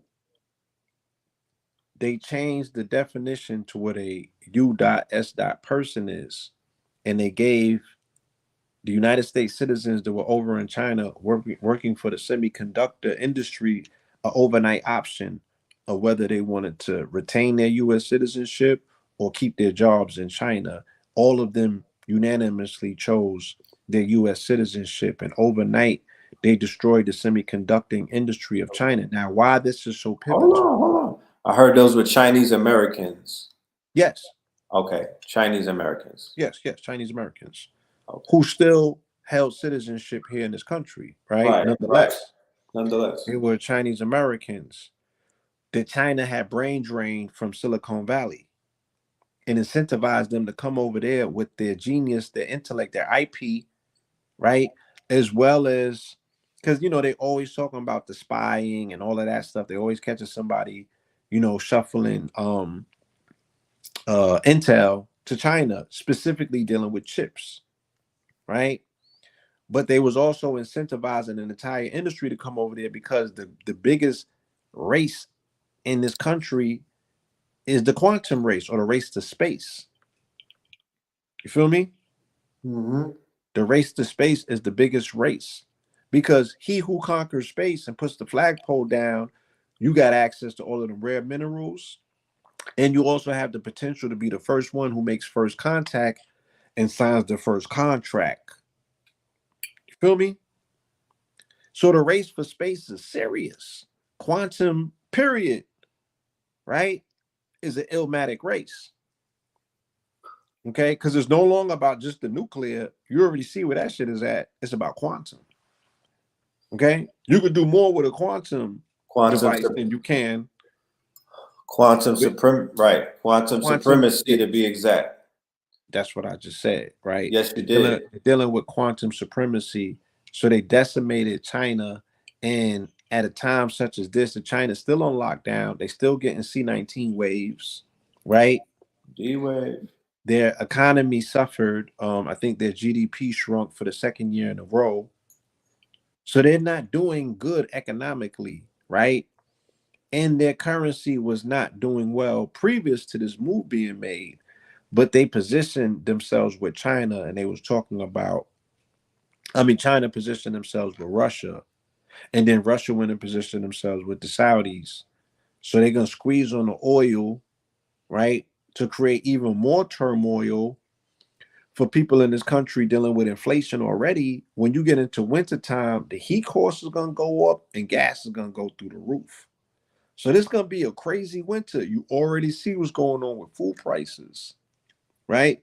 So they got a bird flu outbreak. So the bird flu outbreak is decimating the population of turkeys, right? And chickens. So eggs and dairy and all of that stuff is already sky high, but it's about to be way more through the roof come Thanksgiving, right? These people are not going to boycott or sit it out. They're going to scrounge up all their pennies in an attempt to keep up with the folk tradition. You understand? Christmas going to look crazy because, again, that move that they make is going to affect all of the tariffs. So if you have a company that's contingent or dependent on supply chains going back to China or supply chains, period, because all supply chains are going to suffer, right? Once China slows down. You feel me? It's about to be crazy economically come 2023 in the 7-year, right? But this when the God's going to be made. You know what I mean? This is when the God's going to be made because the pressure is going to be real. So the U.S. is destabilizing Iran by way of the CIA involvement in their youth rebellion. Right, with the hijabs. Right? The CIA is destabilizing Russia with their involvement in the Ukraine. Right. Right? The CIA is on the continent, you know what I'm saying, destabilizing those particular different corporations and countries and things of that nature. You feel me? Let's talk about Haiti. And the CIA is, or the US for that matter, is flirting war with China based on Taiwan. Right? And then we could talk about Haiti. Do you have any information that you care to share? The USA has, because I did my research. I was doing, huh? The USA sent warplanes, and I believe Canada did as well, into Haiti. So the Haitian people are saying that there's a mini invasion taking place under the guise of putting the street gangs under control. Yeah. Did they ever solve the issue with the president? Do they have a new president? They're demanding. Yeah, they're demanding that the president step down.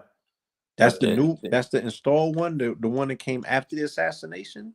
Yeah, he's still the same one in office. I believe so. And this came the day after dude died, the big Haitian artist. Yes.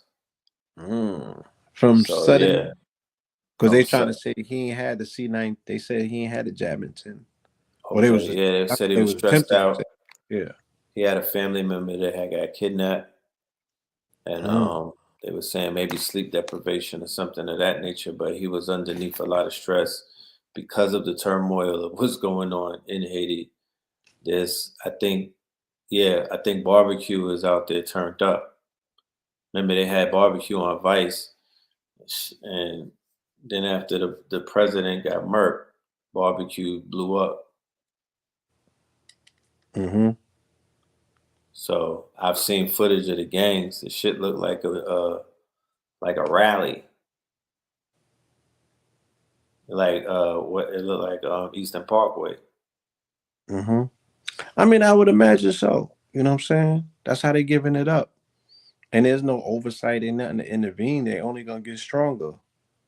So there's major moves, like I said, when you speak about the money changes and you speak about the Pharisees and you speak about all of these figures that were alive during the time of the purported time of quote unquote Jesus, whether it was real or not. I don't think that they made up Pharisees, right? There was Yehudis that was alive during that time, and I'm sure that there's records of them. Right. And they was in bed with Rome, and both of them concocted to get rid of the messianic force on this planet that was calling them out. You're gonna see the same thing play out, and it's gonna go over people's head and shit because they're looking for something puritanical. You feel me? You have to every single box has to check. They gotta be able. Yeah, every box got to check, but y'all are still waiting on Ye, almost like a second coming, to say, yeah, he's gonna apologize and we could forgive him. I ain't never seen a nigga that got so many second chances in our community ever. So if this motherfucker, if he's not a messianic force to you, what you still waiting on? Right. You waiting for him to come home. Right? He falls under the Black and More Messiah mantle perfectly, Damn sure do.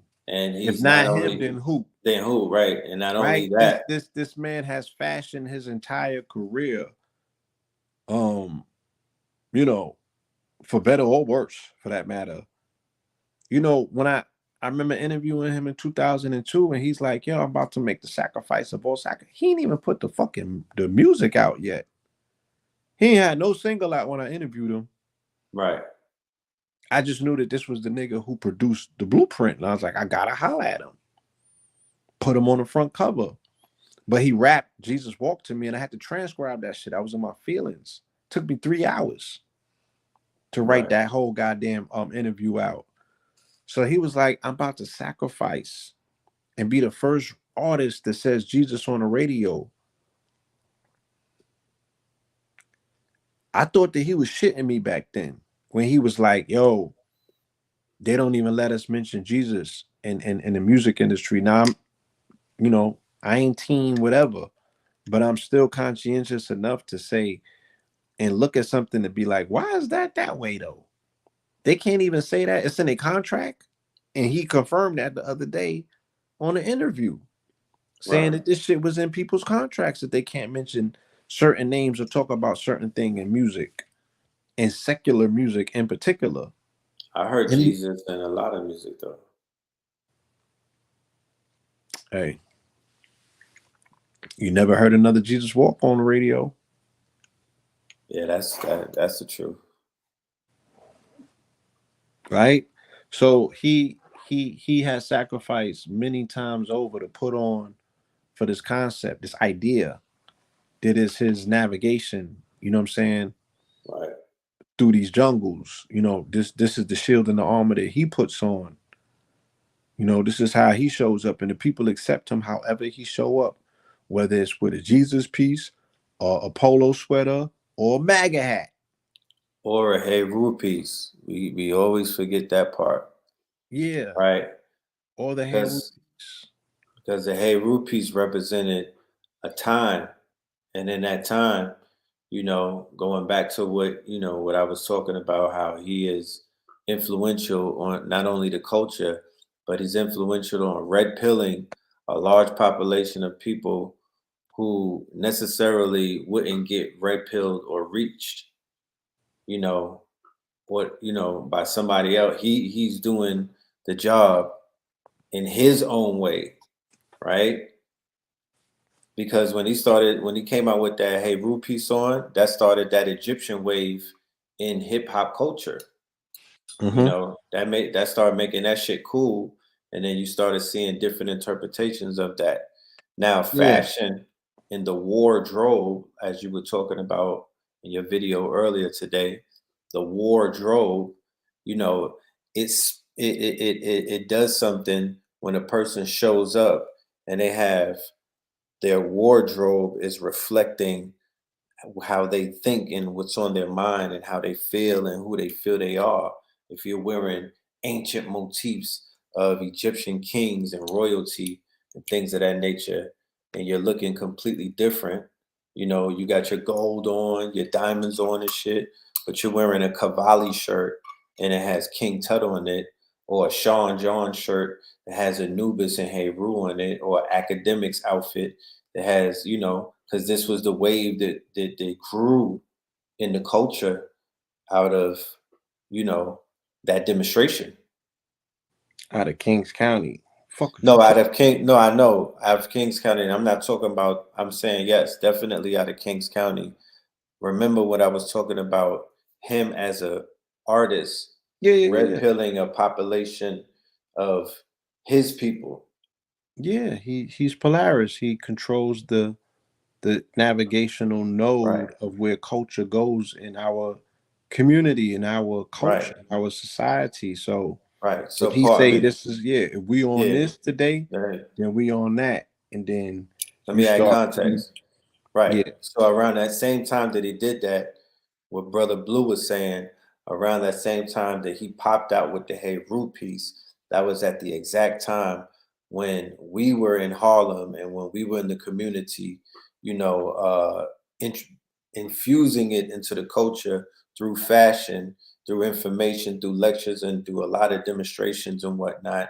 And it was already a seed that was planted by Kings County clothiers, and that's something. That's something. The culture.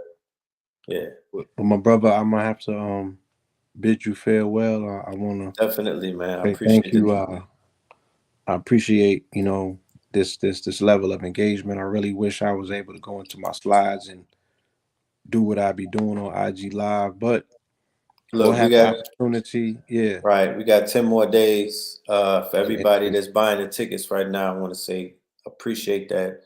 I see my the things going off while we were having this conversation. KTLUniversity.com, y'all. Get your tickets for this presentation. We're going to talk about a lot of stuff that can't be talked about on YouTube. You don't need us to explain the level of censorship going on with the sentinels. That's what we call them. These bots is out here. Algae Rhythm is doing what he does. And we're going to take this conversation offline to our network, KTL University, on the 30th, Sunday in the rising, 11. We'll be up bright and early, giving you this information, sun gazing, downloading, decoding. You know what it is. Red and blue in the building. Yes, indeed. All right. Peace. I want to say, peace, love, and light to y'all.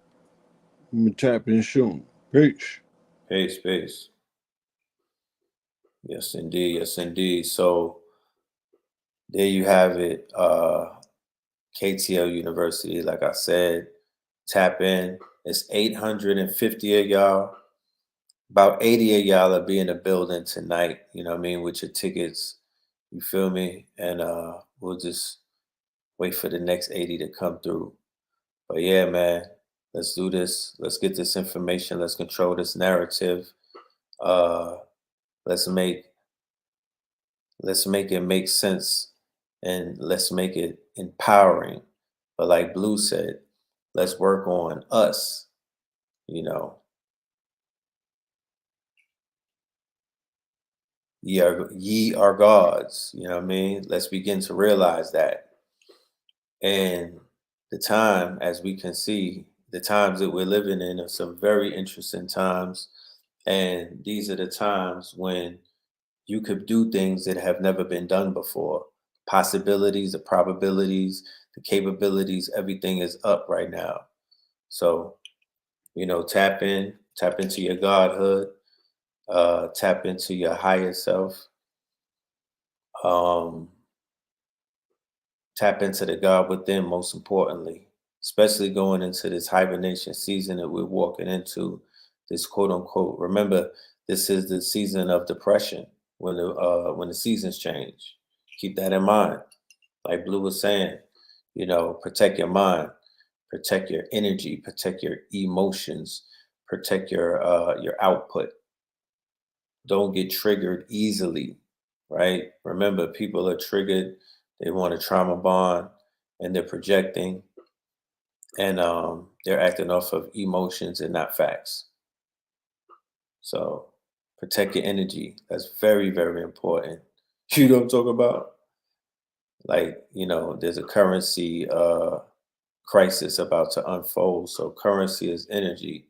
You want to resolve, you want to hold on to that, you want to charge it.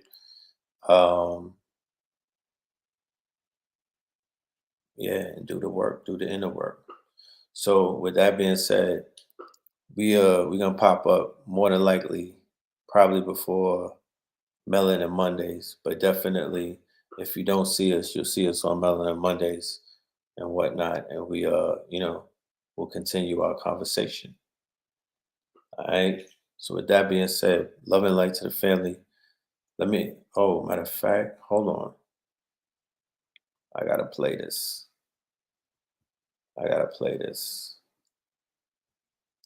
Check this out, y'all. Talked about this last week on my show. This is some FYI, this is some trigger warning shit, but I want to finish this by adding context to the conversations that we were having last week about the small hats, or rather, I'm gonna call them the money changers, right? And the way that the culture is being vultured by people who have a lot of power and you know, and sway in the culture. So this clip is from Adam 22, and this is the clip where he talks about a fetishment that he has for drill music, black death, what he calls murder music. And I'm not judging anybody because everybody listens to their music and they have their, you know, their reasons, and everybody's free for that. But check this out. You really trying to get me on that? I deadass don't watch porn.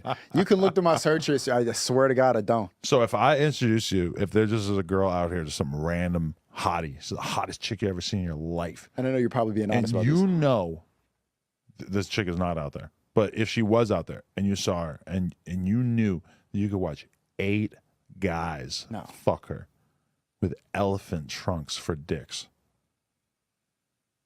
you're turning that down? I want to see that. Why do you need to see? I don't know. I'm good. Why would I not want to see it? It's extreme. Why? What the fuck does the elephant trunk? Don't do the devil horns with that. Extreme. You see the parallels? Nah, but like, I don't understand. What's the appeal? Why do you want to see 8 dicks in a girl? I mean, okay, if you're not into that, one. I want to see her get fucked. If she was fucking right here, it would be the only thing we were able to talk about, right? Yeah, 100%. But I know it exists online, a few clicks away. I can look at it in my phone right now. I got to see it. Here's an analogy that I've never made before, but it's kind of like the fact that we both like murder music, right? Right. We like drill music. And part of it is the fact that you get the adrenaline rush feeling of what it's like to be on a drive-by shooting in the middle of the night with your homies and you're getting revenge on something, like the adrenaline rush is probably extremely high and something that most people never experience. Maybe that's why all these women are drawn to murder documentaries, because we kind of seek out that excitement. Even though the lifestyle might be bad, we choose a more normal life, and then we can exercise it through things like porn instead, or murder documentaries, or murder music. But instead, even though that might give you a great adrenaline rush, being on a drive-by shooting, we know that it's better for you to not do it, and it's better for the world to not do it, so you don't do it. So just because everything is out there and available and you can do, you need to set limitations for yourself. And even me, like you brought it up earlier, like me getting head from random thoughts and shit like that. Ideally, you don't do that. You're right. Everybody's a hypocrite to some extent, but we also, in my opinion, I like to acknowledge what's good and what's bad for most people. Right, but like just because I listen to King Von, and I think that King Von demon music. King Von should not have killed all those people. He's a serial killer, straight up demon. But I can still listen to him, even though I think that this music realistically shouldn't exist. You know, it's not about should it or should it not exist. It's just like the world would be a better place if it would, but you King need to Von decide. didn't make all this murder music that I enjoy. You need to decide. Maybe all of it is synced together. Maybe the murder music is lowering your vibration, and then you become comfortable with porn. But I want to watch a chick get fucked by 8 guys for the same reason that I like listening to King Von. Yeah, it's the same extreme. thing. Yeah, it's the same thing. Yeah, it's bad shit. Nah, it's great though. It's great art. Just because it feels good. So the analogy is like, I bet that killing an enemy feels good. Right. But nah, you shouldn't do it. It's better to not do it. But if you're in the gang world, you got to do it. But it's better to not be in the gang world. That's the point. Well, I would agree with that, yeah. It's better to just uplift yourself and be better. Right. You shouldn't join a gang, because if you're in a gang, at some point you're probably going to have to kill somebody. To be initiated, yeah. Be initiated. I don't think that's an initiation. No. Or whatever, to be accepted. Right. But I mean, that's realistically, I mean, there's probably plenty of gangs where you don't end up having to do that. But a lot of gangs, that's the reality of it. And your life would be better if you don't kill somebody, so just don't join a gang. There's too many cycles of negative energy I see, and this is what I talk about in the street. It's like, I think we're meant to idolize these things so that we don't uplift our minds. Like, our minds are capable of so much. Energy's real, and I'm sure, bro, I know you talked to X, and I know you felt that when he was around. Like somebody that's constantly on a journey of trying to be their best self, and capabilities that your mind is capable, like that. There's something to that everything in society suppresses. Like when you watch porn, you're not able to reach that place mentally. Let me tell you watching something elephant trunk girls getting fucked, like you're elephant trunk dicks. But let me tell you something about X, is that there's this girl, me and my girl fucked her, and it was all on my girl's Twitter, whatever, like me. So Adam 22 got 4 million subscribers, right? Adam 22 basically steers a lot of the culture. He is one of the top 3 in media and the culture right now with his platform, No Jumper. He's had 19 Keys. He's had Rizza Islam. He's had a few people on his platform already, and he's introduced them to his audience, right? But he also has Nick Fuentes, and he also has this perverted mind. You know, he's an atheist. I don't know if he's a devil worshiper, but he's definitely without. He said he's without God. He does, what they do. But I just wanted people to hear that there's a fetishment of Black death, and the same fetishment of Black death is the same fetishment that I talked about is what made BLM and these slogans in that movement very appealing to a large demographic of people who were more so into feeding off of the energy or the emotions and the sadness and all of the tears that were falling and whatnot. It was like they were drinking those tears. They were feeding off of that energy. They were giving a lot of fake love, right? Because that's what they do.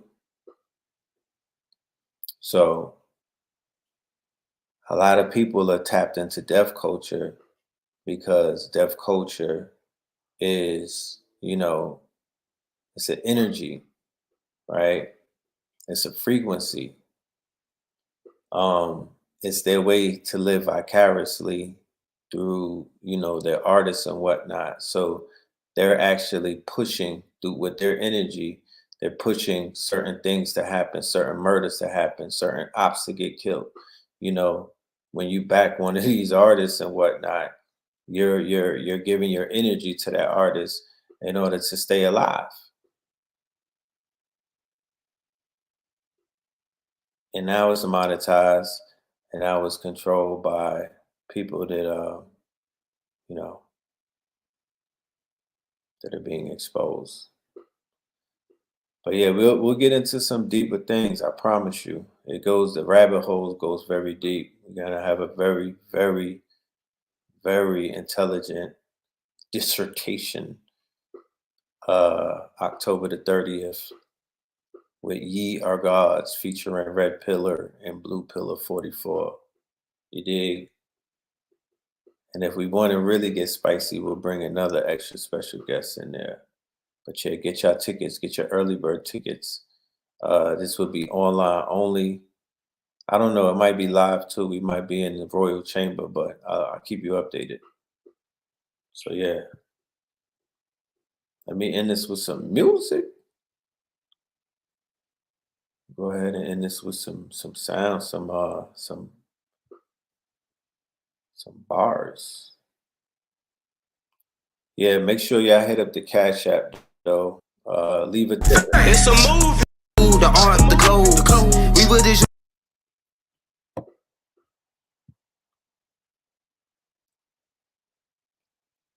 It's 700 people in the building. Yeah, hit that Cash App, $3. Leave a tip at the table for the food for thought that you receive. Leave a tip at the table. Support global media. You know what I'm talking about? Support global media. Blue Pillar 44. Money sign Phil Moreland. All right. We're going to end this on a Facts Initiative. This is the Facts Anthem. This is Red Pillar, Blue Pillar, Source Guard, Survey. You done know. Pull up. KTEL University, get your tickets. Let's go. On the road, the Vatican getting exposed. You better stay on your toes. Facts. Okay, the food, the art, the code. We put this show on the road. The Vatican getting exposed. You better stay on your toes. Repo, tilling the land, focus on the ego. Open my heart, let go of the ego. Ran out the grin, I'm stacking up these C-notes. Facts. Fuck it, we gon' put this shit on our back. Facts. Found out the hacks, put it underneath the rap. Facts. Fuck it, we gon' put this shit on our back. Facts. We in your city, pull up where we at. Facts. And that's facts though, I talk factos. That's J Babe, I go Astro. Floating focused on my cash flow. We plant star seeds to make the grass grow. I'm a refloater, I do what I wanna. Stacking the winter, sunbathing the summer. My chakras align and I shock them like Blanco. Only we acknowledge a nigga is Pablo. At these events, I'm a god to my people. Got out the streets, yeah, we dodging a Rico. Game of roulette, I'm a casino. The game wasn't fair, yeah, the odds wasn't equal. Squad got the Chico, my squad got the Chico. Game in a drought, yeah, they starving the people. Blaming and doubt, make it harder to eat, yo. Not a placebo, that's not a placebo. The food, the art, the code. We put this show on the road. The Vatican getting exposed. You better stay on your toes. Repo, tilling the land, focus on the ego. Open my heart, let go of the ego. Ran out the grin, I'm stacking up these C-notes. Facts. Fuck it, we gon' put this shit on our back. Facts. Found out the hacks, put it underneath the rap. Facts. Fuck it, we gon' put this shit on our back. Facts. We in your city, pull up where we at. Facts. Started in Richmond, art in my district. Heart of the mystics, parted for biscuits. Father the isfits, martyr the misfits. God is my witness, God on my hit list. Moving the weight, we started with fitness. Moving with states, we art of the richest. Give me the blues, my heart is in Memphis. It's part of adventure, started my venture. The F is for food, the A is for art. The C is for clothes, I'm playing my part. T is for check, I'm playing it smart. S is for shelter, I stay in the park. Acres on acres, get lost in the dark. We playing a part, we playing it smart. Facts. Okay, the food, the art, the code. We put this show on the road. The Vatican getting exposed. You better stay on your toes. Repo, tilling the land, focus on the ego. Open my heart, let go of the ego. Ran out the grind, I'm stacking up these C-notes. Facts, facts. Fuck it, we gon' put this shit on our back. Facts, facts. Found out the hacks, put it underneath the rap. Facts, facts. Fuck it, we gon' put this shit on our back. Facts, facts. We in your city, pull up what we at.